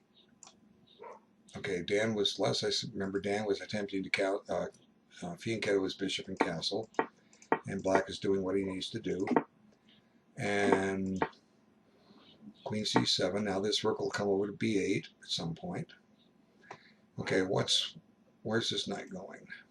Is it going here with the idea of this and this at some point? Let's see what happens. Okay, normally I would have brought this rook over. Keep the rook on the A file, okay? It's got pressure down this file, okay? So could be a case of the wrong rook. And you know, you don't really want to be playing E6 here. You know, technically this pawn could be a little bit of a target, or maybe white will have to play E4 at some point to keep it safe. Let me back up and talk about why white played bishop c3. You know, one of the tricks black might be trying to set up his pawn to c4. Okay, and you can't take because you drop a piece. Okay, so I think this was the correct rook, and I'm sure Salsa Goth will make that correction next time he plays this opening. Okay, so rook f8, you don't really want to play for this. It's just going to create weaknesses in your own position. Now Dan wants to bring this knight to c4. Okay, then maybe he's going to chase the queen out of there. So what? Well, white wants to win with the extra pawn, and the extra pawn is an outside pass pawn, but it's not an easy gambit for white to refute. Okay, and you know, Dan made his living off this bingo gambit back in the 1980s. I mean, he crushed me with it one time. I can attest to that. 1980 May, I got clobbered, and I saw him play countless times. But it's a great choice for black. But so, you know, we can expect Dan outranking him, you know, by over 1,000 points, that Dan will win the game. But anything can happen. But this will certainly be instructive to see how Dan does it. Now, Salsa Goth does take his time. I'm real happy. He's my student. We've been working together for a few years. And he does take his time. I've even had him play some slower or quicker time control games just to try to improve his reaction time. And even though he loses most of them on time or gets some time trouble and starts blundering his pieces away, it certainly has improved his chess. You know, your inner rating doesn't mean anything. Okay, let's see now. Is Sam Chester one of my students? I sent him an invitation. Was I don't know, the Thailand flag? Yeah. His heritage is he's half Thai, so he's my student. But and my friend, I sent him an invitation, but it just says online he's not playing. Okay, so let's close down Salsa Goth. We'll come back to that game. Okay, why isn't it closing it? Click the X. There it goes. Okay, now we have T Taylor. What's happening here? Dan's up a pawn. Now, how did this game start? I think I covered this one. Maybe I didn't. Oh yeah, Accelerated Dragon. That's right. Okay. This is one where it's overprotecting E5. Yeah. Okay. So here comes the attack. Oh yeah. He dropped a piece here. D7. Yeah. This game makes sense. And rook takes, and he's winning a piece. Saves his bishop. Attack on F5. Yeah, that I didn't mention that looked like a necessity. Now black has to accept a bad pawn structure. You can just take on E6. So, you know, black's down a piece and got a bad pawn. A couple of bad pawns. Now, was rook D1 playable? Well, the idea is we're trying to deflect protection away from this square. Queen go to C7 or F7. Rook takes, knight takes. He's got the bases covered. We'll go with Dan's move. He knows what he's doing. Okay. He was attacking A4, so black takes his rook out of play to defend it. Now he goes rook D1, and he's managed to so in 2 moves, Dan's managed to make black's major pieces kind of bad. You know, let's look back and see what he's done. Okay, look at the black major pieces. You know, they're controlling an open file. Now they can't go anywhere on that open file. You know, D1, D2, D3, D4, D5 are all covered, but hey, they're on the open file. And in 2 moves, Dan sends them scurrying back home. Go away. You know, very nice. Okay, so he occupies this square. Now there might be some positions later where this could come in. Clearly not now.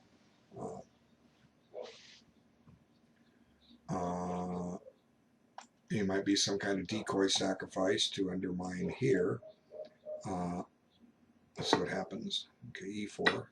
Says thank you very much for the pawn, but he did activate his bishop, and that was a bad pawn anyway, so we're going to give black credit for that move. E5. But it puts Dan a piece and a pawn ahead. Okay. I'm not sure if that helps any. Now Dan finds a trick. Bishop takes E6. He says you can't take it because I'm going to fork you and win your queen. So, yeah, this one is rapidly turning in white's favor. Okay, let's close this one down. Wait, let's see. Oh, no, he took. Okay, this one may end here. Of course, Dan could be looking at another position. We'll come back here for a few moves or a few minutes. What am I missing? Knight G5 check just wins the queen. Okay, so I think we'll come back. It pops this up again. We'll probably have Knight G5 and black resigns. Could have. Yeah, he could play on. He's entitled to. Okay, let's see. Sergey Smart. I don't remember this game. So good. We got another one. Okay. Let's go for Dan's white. Here he mixed it up. He had been playing E4 in this event. Now he played a D4. Okay. Queen's Gambit declined. Main line. Last card defense, so to speak. H3. No, H6. We're going to play the Tartakower system. You know, H6. H6 is a comfortable way to equality. H6, bishop H4, knight E4, bishop takes, queen takes, pawn takes, knight takes here. You have to do this move. Once I was playing future FIDE Master Premium, what I took here, dropped a pawn. Duh! Still managed to draw the game. That's when I outranked him. But not by much. That kid got good quick. Okay, so pawn takes on D5, knight takes C3, pawn takes C3, pawn takes D5. Supposed to be an equal game. You know, when I learned this opening in '72, I studied a lot of openings. You know, they said that this move, this variation gave black a very comfortable equality. Why wouldn't that be true today? I don't know. You tell me. Okay, so the Tartakower system, you know, fianchetto here. Maybe black is going to allow the hanging pawns. You know, pawn takes, pawn takes, pawn takes, pawn takes. Anyway, let's see how it goes. So here he takes away the knight. There are some variations where white does exchange on f6 to get rid of that knight.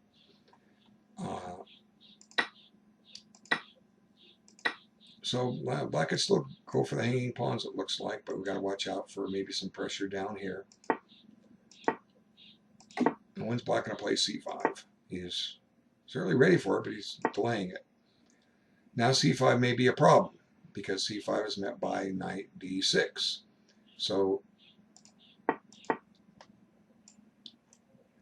this could have been played before the knight went to d7.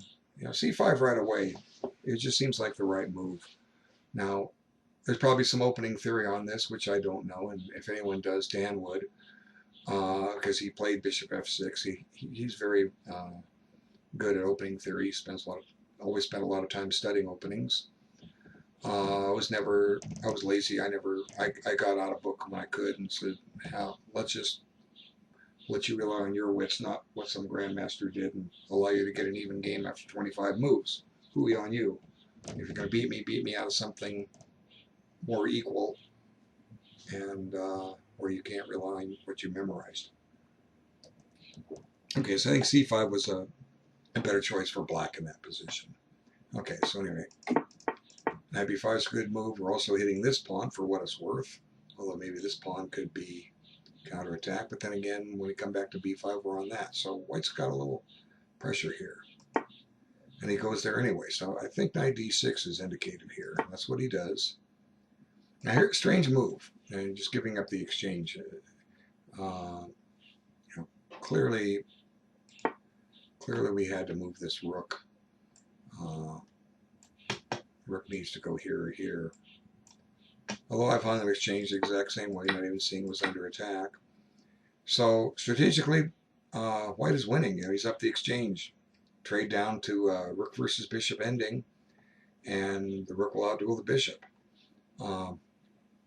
So let's talk about that for a moment. You won, you know, consider a game where you won the exchange. What do you do next? Well, there's two ways to win. I just explained one of them. Trade down to a rook versus bishop ending, and the rook outduels the bishop. The other way is to win more material with the material advantage you have. What kind of material? Well, naturally the king. Okay, let's go for the king. Okay, king's the most valuable. If I can get a checkmate because I have more force than you do, I'm gonna take it. Okay, but if you can't get the king, then you win another pawn. So let's talk about what else you can win. Well, suppose white wins another exchange. Then he's got two exchanges up. You know, black's going to be in bad shape.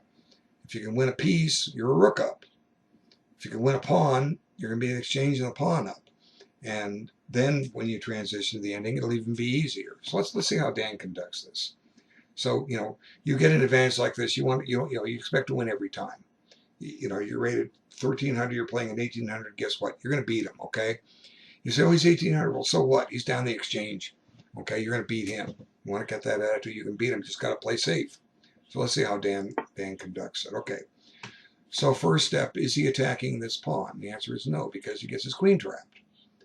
But what's he doing with this move? Well, he's connecting his rooks, okay? Queen had to go somewhere, he's picked here. What does black do? He says, I'm going to defend my pawn, which you weren't attacking, I'm going to chase your queen. So he backs it up here. Now, let's see, pawn takes. We can't take here, but we can bring the knight up. And, you know, white's happy to make trades. White also has a threat down here. Let's see how Dan wins this. He breaks the threat. Now he says, I don't want you playing c4 and burying my bishop. Okay, so this sets up some potential discoveries at some point. Pawn takes, and then the bishop moves somewhere. See how Dan handles that. He says, go ahead, make my day, try it. Well, he goes there, and now he's threatening a discovery, so Dan needs to make his queen safe, and he does. And he keeps an eye on c4 so that, you know, this move becomes virtually impossible for black to do. One reason black might want to try that is because even though it gives up a pawn, it activates this bishop. But, you know, you're down an exchange, you can't afford to give much else back. unless you can really get some play. Okay, so let's see, Queen E7. Pins, well, they already pinned the pawn, and the queen's guarded. So Dan says, okay, I'll make trades. I'll trade off your bad bishop because you're going to run out of pieces. There's the hanging pawns. Ah, very interesting move. You just want a pawn. So, you know, we was talking earlier, what do you do when you're up the exchange? You trade down or you win more material. You just win more material. Now he's going to get the rook back on d8. Now you're exchanging a pawn up. So, again, we can say, how do you win this? Well, you use your extra material to win more material, or you trade down for the ending. In either case, eventually, you know, if you don't get the king, you'll win more material or you'll win the ending. Okay, so chases the bishop. He's not attacking the bishop. Potential back rank mate if you're not careful on e1. You know, think of these things in advance, but don't stop and play h3 and stop that. You know, black's nowhere close to giving that check, so no use wasting your time. Dan knows that, and he's happy to make another trade. Oh, what's he doing here? Oh, he's attacking the rook. Duh. I'm thinking he's hung a bishop. Okay, those one movers get me every time. So now the back ring's starting to clear out a little bit, but, you know, it's still amply defended. Chasing the rook a bit. To go here, he can chase it again. The rook comes down here. And black could give a check at some point, but white's got f1 and e1 under control. So, you know, black's using his bishops, but that kind of stopped that. Didn't move the rook. Now the bishops aren't so potent.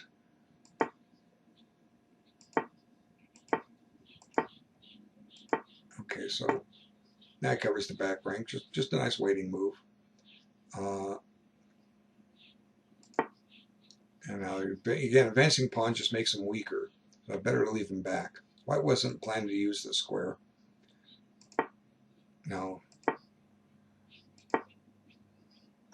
He's saying, I don't want to connect your pawns. If you want to take my bishop so bad, improve the position of my rook, please. Thank you very much. And he does thank him. So, you know, here, just go for the ending now. You know, the chances of a mating attack have been diminished for a while. It's just a matter of, you know, using your extra material here. Now we're tying him down to defending a pawn. Kind of hard to get another attacker on that pawn. Let's see. Knight can't attack it here or here. They could attack it at c5 if you can get there. Can't attack it on c7. That knight's in the way. How do you get to b8? That's a long way off. So I would just go after the pawn on c4. And that looks like what he's doing. Knight here, the idea is to play this and say, you're going to lose another pawn. So Dan's displaying fine technique. He's going to be up the exchange in 2 pawns here shortly. I don't see how black defends things. Let's see, bishop c3, knight here, and bishop b4 doesn't work because we just take, and take. So good technique by Dan. Let's close this one off and look for another one. Okay, now it's giving me no games. So let's see. Let me look at the people who are playing. Salsagoth. Maybe we're running out of games. Wolf is no longer on. I think Dan was winning that one. Let me hit observe on Dan. See, maybe he might just be playing Salsagoth now. You know, popped up one game that I didn't know. Okay, I'm supposed to be observing him. Where is it? There it is. Okay, so, oh, Surge is smart. Okay, we didn't cover this one. No, this is the same one. Yeah, okay. So yeah, this knight d3 is going to win. Okay, so Wolf is gone. Let me look at that list. Who do we look at? Okay, Surge is smart we looked at. Now, Chess Dan Jack. I never saw that game come up. Is he on my friend list? Nope. He may not have shown up. Not everybody shows up. Salsagoth playing. Wolf was playing. Hermerchus. Tyler Wischess. I think he had a game, but I don't see him anymore. T. Taylor has vanished. No, I'll cover the bulk of these games. Salsa Goth. Let's observe that game and see if that's changed any.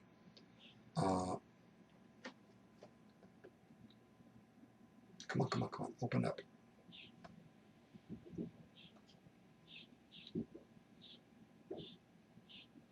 Okay, maybe I have to close this one down. Okay, there's Salsa Goth. Okay, now,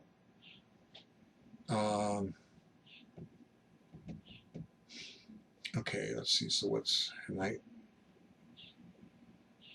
d7. Let's go forward here a little bit. Knight f4. I think the wrong rook. So here Black's made like a little concession. Is he trying to play g5 to chase that knight out? Well, I just starting to create weaknesses in Black's position. I don't know. Black is also starting to run very, very short time. 3 minutes and 58 seconds. But he does take his time.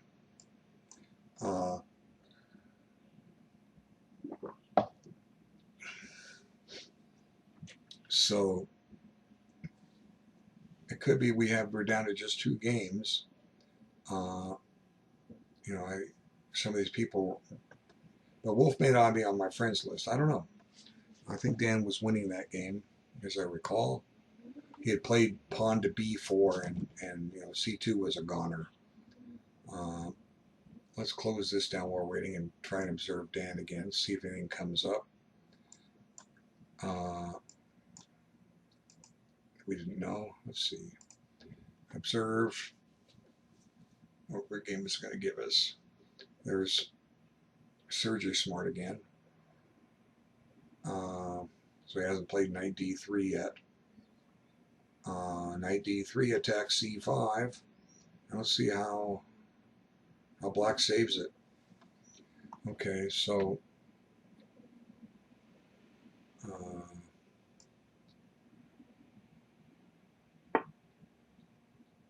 something moved. Oh, knight d3. Yeah, okay, he did play knight d3 here. Now let's close this one down and look at Salsa Goth. There's Salsa Goth is back. So Dan is just unprotected a2. Another reason why that rook belonged on a8.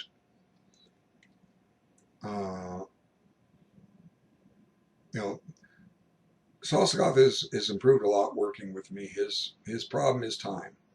And I guess that's a good thing. When you take your time, you have a chance to find the better move. But unfortunately, I've seen it in a lot of his games. He gets short of time, and he just comes up with some howlers. I mean, I thought I had the howlers. Actually, I do.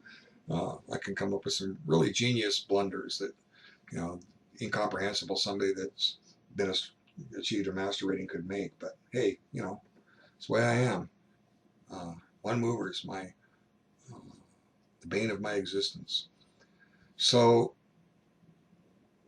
what can Black do here?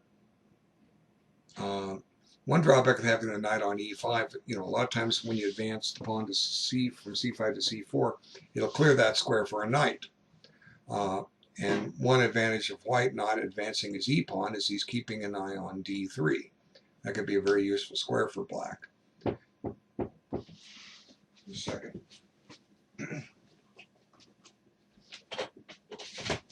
Oh. When is the post office at 3 o'clock? Do you want to go? Probably. I'm ready at 3. What time is it now? I should be ready at 2:50. It's 1:55. Thank you.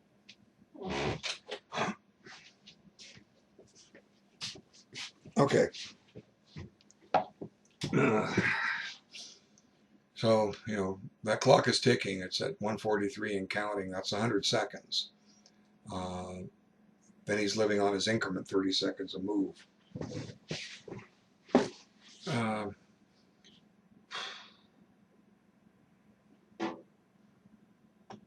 So what should Black do here?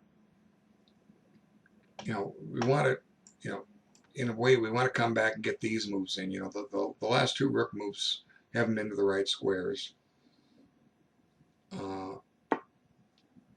He does play e6. Okay.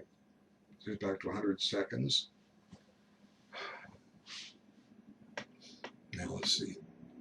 Knight c4, knight takes, pawn takes, bishop takes. That pitches a pawn, but we would have a discovery.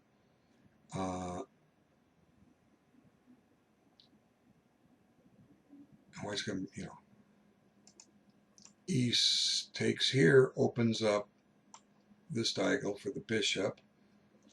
The pawn takes, and we could play bishop takes, pawn takes, and steal this pawn on g6. So here again, one of those reasons you don't want to move those rook pawns. Okay, you've unprotected g6. So I'm sure Dan will see that tactic of taking on e6 and then taking on e5. The only question would be, is the knight trapped? We have to act there, so we can't just stop our calculation. Okay, let's see. Let's look at this. Pawn takes, bishop takes, pawn takes, knight takes. Now, notice, where's the knight go next? He doesn't go anywhere. So, king h7 attacks the knight. We could play queen c2 and threaten a discovery.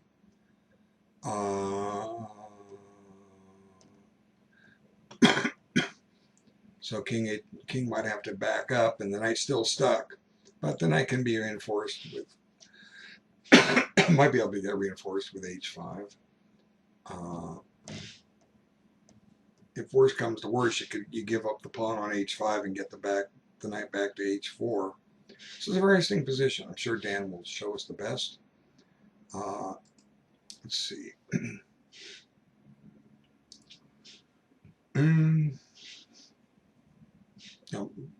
Black had a satisfactory opening, I believe. Dan will admit that as a bingo gamble player.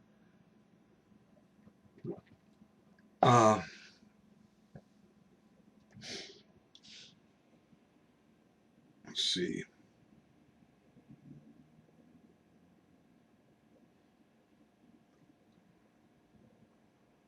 I'm going to look and see if he has any other games going somehow. Let's see. Let's close this down.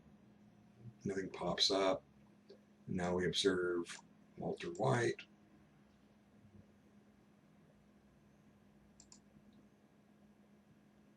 Okay, come on, there we go. Observe.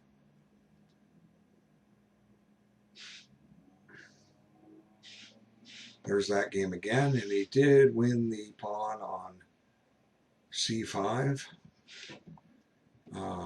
Let's see, knight d3, a5. Oh, just take on c5, right? Okay. And looks like the pawn on a5 is a goner too. I'll put Dan up the exchange and 3 pawns. Okay, so it doesn't even need to trade minor pieces. The rook and knight will escort those pawns right up the board, and eventually Black will have to give up a minor piece for it, and while still be up a rook and 2 pawns. So let's close this one. Let's just bring up Salsakoff again. Keep that poor one alive. Because I wish it would let me show me all of his games, but for some reason it doesn't want to.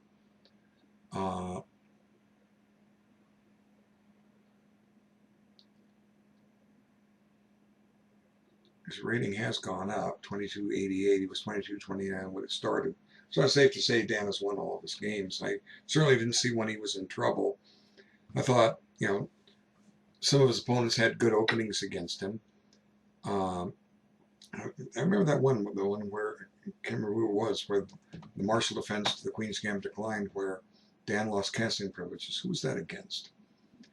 It must have ended. Okay. Don't know. I'm sorry, I can't remember the game, but if it was still going, I guess eventually I would come to it. Okay, so Black is just playing on for tricks. I mean, Dan could almost lose his rook and still hold a draw here. You know, Black could try for a win. Number one, he'd have to know how to mate with a bishop and knight versus a king. That's number one. But, Dan's not going to lose his rook. If we don't think, we stop and play something stupid like knight f6 check and pitch a bishop. Pitch the knight to the bishop. I'm dyslexic, or I jump ahead. I talk about a piece that I'm too early when I'm already thinking of it. I guess that's what happens when you think one thing and you're trying to say what you're thinking. You can jump the gun. Okay, that's the way I do things. Like I say, I try to make my thought process known when I give a simul, where I say what I'm thinking, and I'm not playing this, but I can certainly say what I would do if I was in Dan's shoes, and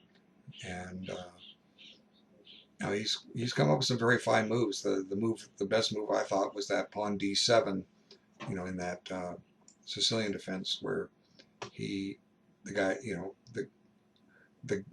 was in the variation where Dan had a queen on d4 attacking the knight, chased the pawn up. I think it's one where he overprotected e5, and later stole the piece where rook takes d7. It could be this game. Was it this game? Just double check. No, this, he dropped the exchange on c8. No, it's not this game.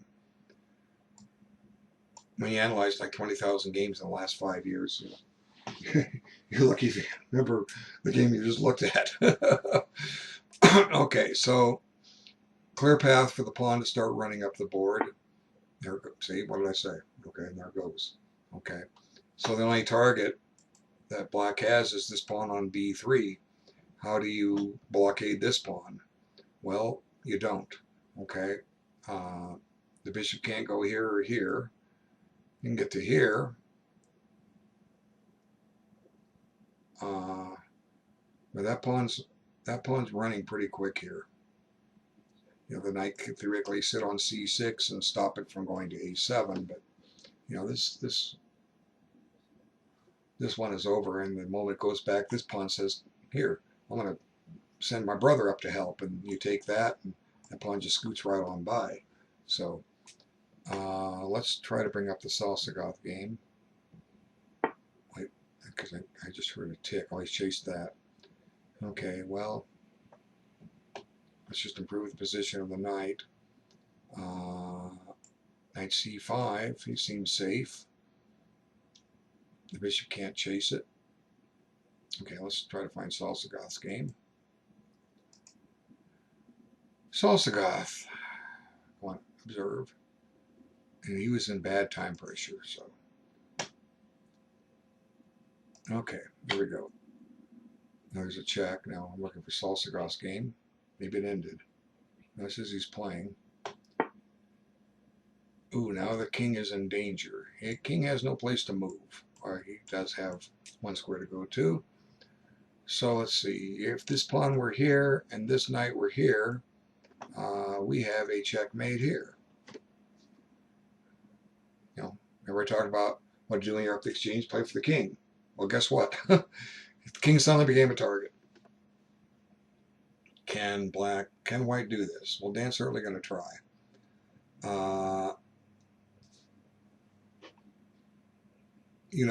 Dan sees this. If I saw it, he sees it, okay? And then you should have seen it too. If you didn't see it, now you know to look for it. There's just 3 moves in a row. White mates in 3. H4, knight g5, rook takes h7. Okay, now Black can defend against that. H4, king h5, g3, king f3. And we play king g2, and we're getting ready to send that king scurrying back with f3 check. And but h4 certainly looks like a fun move here. I'm trying to find Salsagoth's game. Oh, he went there. Oh, he's got a new idea for mate, maybe. If he wants. No, that's not mate. But anyway, nothing wrong with this move. I would have played for the mate. But White has his happy choices here. Okay, I'm trying to bring up Salsagoth's game again. Didn't go there last time. We'll go there this time.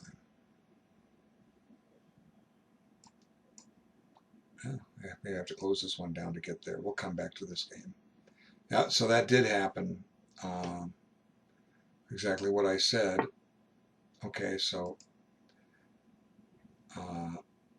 e6. Okay, pawn takes, pawn takes. Now he takes on e5. And then I had no retreat, but he guards it, and he threatens a discovery. So I predicted this exactly, and now it's black's move, and he's down to 30 seconds. But it's white. So he went down to the bare minimum before, when he played his last move, because he's got his 30-second increment back. So, unfortunately for black, a few things have gone wrong out of his banco. Number one, this bishop's diagonal is closed. Okay, that's number one. Number two, the rooks aren't on the open files. Okay, so white didn't have to use a whole lot of strategy to reach this position. Black is more or less self-destructed.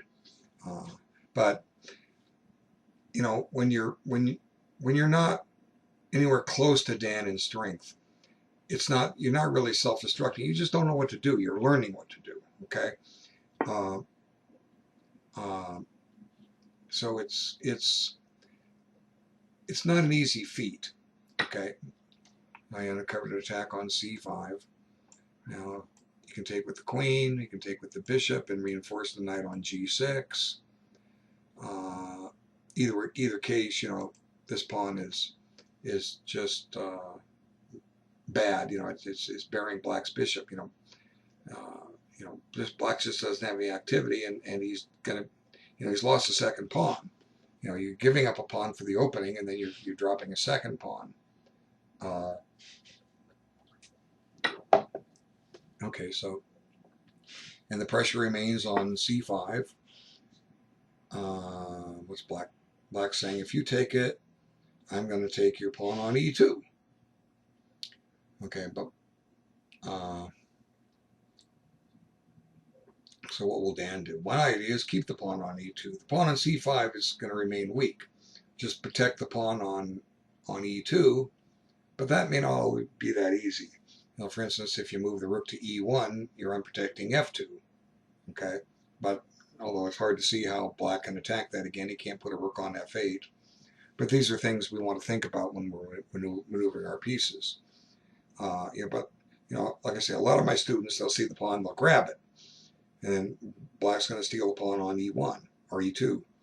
And I said, why don't you just ignore the pawn on c5? It's bad. It's not going anywhere. You can take it when you want. Do you want the get the extra pawn 5 moves from now? Improve your position first. Cut off your opponent any chance for your opponent to generate any kind of annoying pressure. Now, what can black pressure here? That's a good question.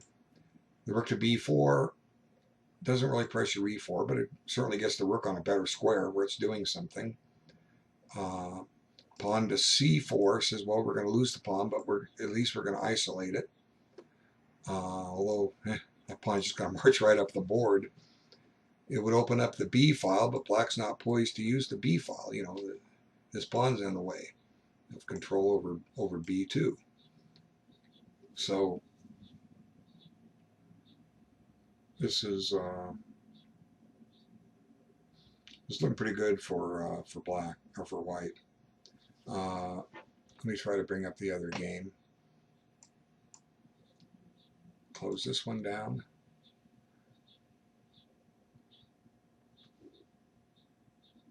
Okay, I won't close now. Looks like maybe the other game ended.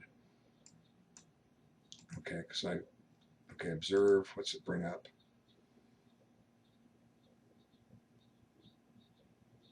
Oh, it's still going. Okay, against Sergey. Sergey is smart. Oh, glad you're smart. I wish I was. Okay.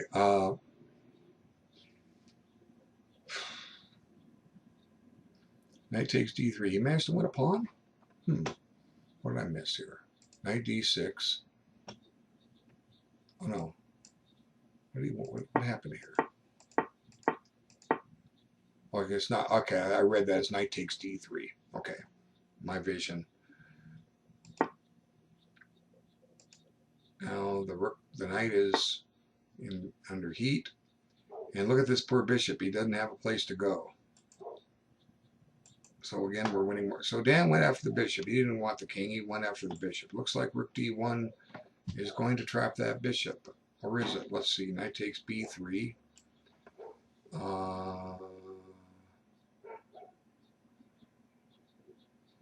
We could play b4 here. And if knight takes...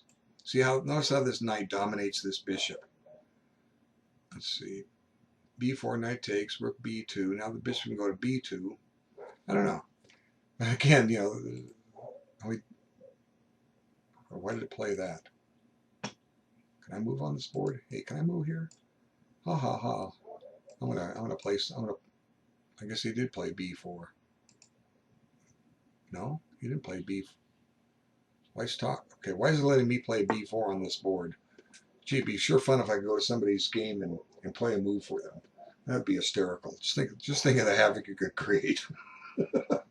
You go to somebody's game and you make them lose their queen, or they have a mate in 4 that you see and with a queen sack that they would never see, and you go and play it. Hey, I didn't do that. Oh my God, what happened? Then the guy takes the queen and they go, what am I going to do now? I'm down my queen. Oh look, I have a check. And I know this continuation. I now have a checkmate. Hooray. That'd be fun to make. Or what if you could move your opponent's pieces? Ooh, that'd even be better. Oh God, I'm doing this too. I made too many videos. I get corny. Okay, let's see. So c5. He's on the rook. I can't play b4. What am I thinking of? So rook d1, knight takes b3. Well, the bishop still can't move, but at least it's protected. We can just start running that a pawn, and black is powerless to stop it. That pawn's just going to march. His bishop can't. Bishop can't even go to d2. So he's giving up his rook. Knight takes. What is Dan doing here? He's being finesse. He's finessing him here. Knight takes. Pawn here. How does the knight stop the pawn? Because the bishop is stuck. Very nice. Very nice. So now material count even, but the pawn can't be stopped. Very nice. I didn't see it coming. And I was trying to play b4. He moved the other pawn. Maybe you could play b4 and still give up the rook. No, your pawn on a4 isn't as far advanced. Okay, so black has achieved material equality, but his knight can't stop the pawn. It can't go to b6 because the white knight steals it. And it goes to b8 to attack the pawn. The pawn just goes to a7. So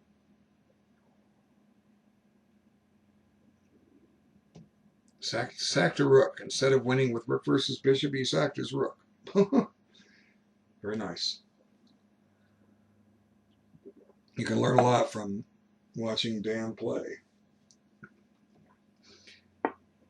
Okay, so now he decides, I'm going to give up my bishop so that I can stop your pawn. If knight takes bishop, I get knight b6 in, and I get to stop your pawn. But Dan won't have any part of that. He's just going to play a7. Now maybe black can win that knight, but white's going to get a queen. Okay, so a7, knight b6, knight takes b6, bishop c5, make a queen, bishop takes b6, and then queen f8 check, king g5. Yeah, see, it's just a7. So This game is going to end here. You know, Black's playing for tricks. He's hoping he'll take his bishop so he can try to defend, but White would still be winning that. You know, up 3 pawns.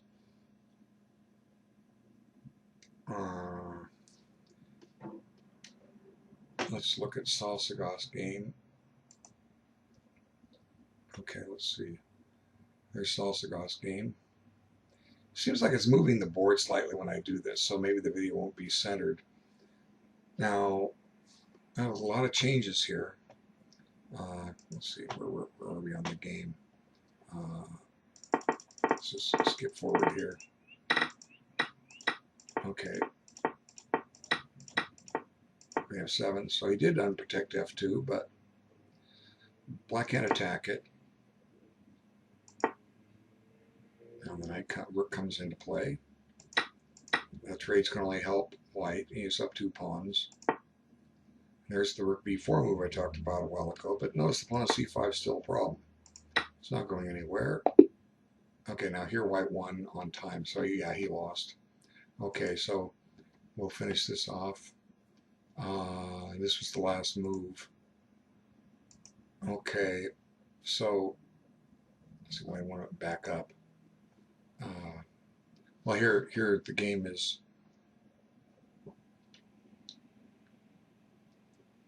is more or less over. White's got 5 pawns, 6 pawns. Black has 4. White has an outside pass pawn. White's ready to win the pawn on e5 if he really wants it. The pawn on c5 remains weak. You know, this is clearly to White's advantage. Okay, we're going to close this game down. So it was a good game, Salsagoth. Okay, but take some. You see this video, take some my suggestions on your rooks and so forth, and you'll do fine with this Benko next time. Okay, Salsagoth. Okay, now bring up Walter White. Observe. So it says he's playing. And there's Sergey Small. There's got the queen on the board. Didn't even give up the piece. Okay, so let's see, how did this transpire? Okay, so let's see, a6. Oh wait, we went too far back. Okay, that's all right. So he gave up the rook. I got the queen, and he wants to get another queen. Now we'll just keep it here. I think this is the final game. I'm sorry, I don't have can't get the game with Wolf back. You know, one game popped up that Dan had won that I haven't been to, and it's not popping up any of Dan's other games. Maybe what I need to do is follow him. Let's go back to following Walter White. Let's see, where's the function here? Follow. Okay, let's follow him. And we'll keep it on this game for now. I don't think there's any other games going, but you know, the extra queen is coming. Black has no targets. His bishop can't attack anything. You know, well, knight d1, bishop h4. Hey, you're attacking f2. But by then, White's got a new queen and is getting ready to mate. The knight could attack the queen, but that's not easy to see how you do that. And it's not easy to see how you stop that pawn from becoming a queen. So this could be the last game of the Simul. It's lasted just over 2 hours. Dan asked me how long could it last, and I said, well, if you both sides take all your time and you go past 40 moves, you've taken 160 minutes just to get there. And then, however, hey, so look, he attacked f2 just like I thought. Huh? How about that, huh? What can he attack? f2. I went a different way, but he managed to attack f2. But the problem is, Black's going to, he just gives up the queen. Ooh. And you didn't have to give up the queen on e4, but oh well. Now, that king is a sitting duck. How do you mate it?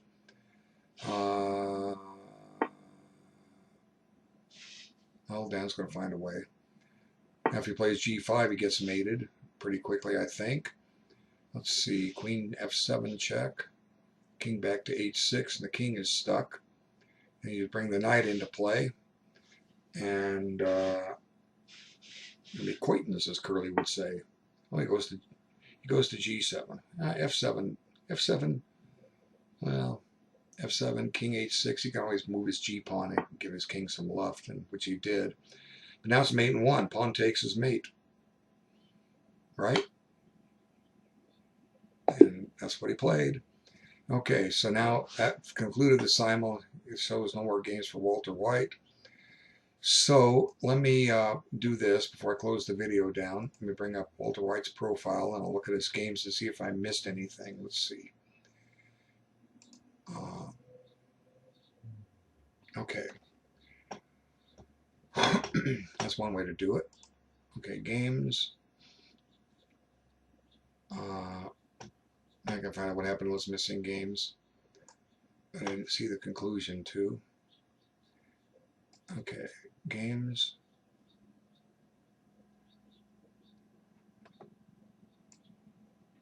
Okay, search T. Taylor. Well, there's Wolf. Okay, so he played. Oh, the game was only 40 and 30. Yeah, guy set the wrong time control. Okay, 1, 2, 3, 4, 5. So he only played 6 games. He had 8 people signed up. So 2 didn't make it. Who didn't come? Who didn't come? Let's bring up the list. Okay, Sergey Smart with chess. Dan Jack didn't come. And Hermar Chess didn't come. And 1, 2, 3, 4, 5, 6. 1, 2, 3, 4, 5, 6, 7, 8. Okay, I got 3 people on my list that come. Okay, Sergey Smart came. Chess Dan Jack didn't. Hermit Chess didn't. So maybe somebody came to the list. Oh yeah, Perak wasn't on my list. Okay, well, I'm glad you got to play. You weren't on my list, unless I just avoided you. So I'm glad you got a game. Good. The 3 of you didn't make it, okay? Now, hopefully Dan will do another one of these. Be so generous. Let's see. Let me look at the final position. So we covered Sergey Smart. We covered Saul Sagoth. Taylor got mated. Whoops. Okay, let's just take a look. We didn't see the finish of that one. We saw the finish of this with Perak. Tyler, did we see the finish of that one?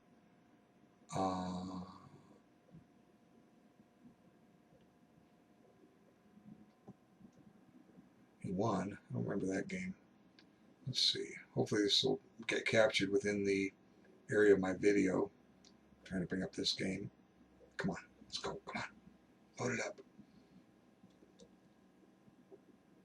You know, if I didn't cover this game, I certainly want to.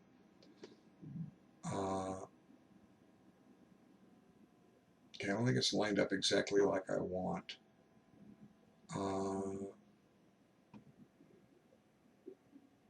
It ends up a piece here. Oh yeah, this was the one where I thought that black had got a good opening. Okay. So, because he had to guard the king, f4. So how does black lose a piece here?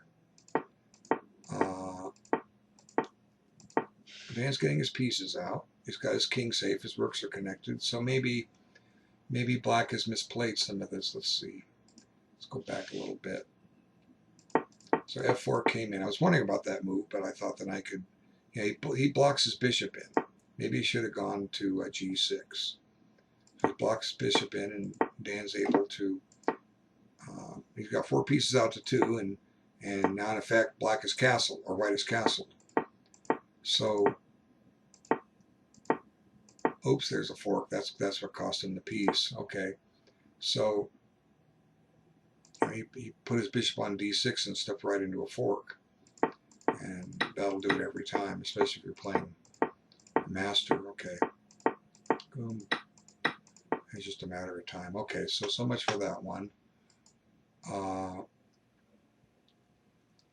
I don't think the video, this is centered right for the video, but I'll do my best on these. Let's back this up. Okay, now games.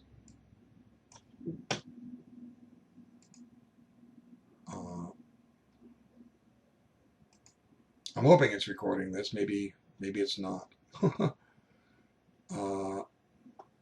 It's set to that other live chess page. Wolf, what happened with Wolf? Wolf we'd left off where Wolf had played b4. And it seemed like that was just going to let Dan come in. Wolf had started out okay. Slight advantage for black. We discussed all those reasons. Okay, so there's pawn still on b4, and let's find out what happened. Dan is black here. He's threatening a mate. Ooh, this looks fatal. Okay, threatening a mate on h2. Let's get down to where we were. Let's bring this up.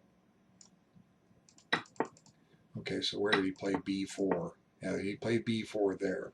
And I just gave up the pawn on c2. So I was thinking this game was over. Dan's just up a pawn. He's up a second pawn. And why doesn't Dan play knight f3 now? See, knight f3 threatens the mate. The point is, if bishop g2, you check on a1, and bishop comes back to f1. You take on f1.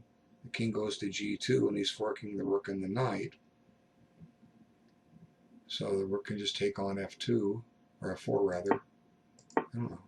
He's just come back there. Now no, not yet. He attacks that pawn. Now he plays in there.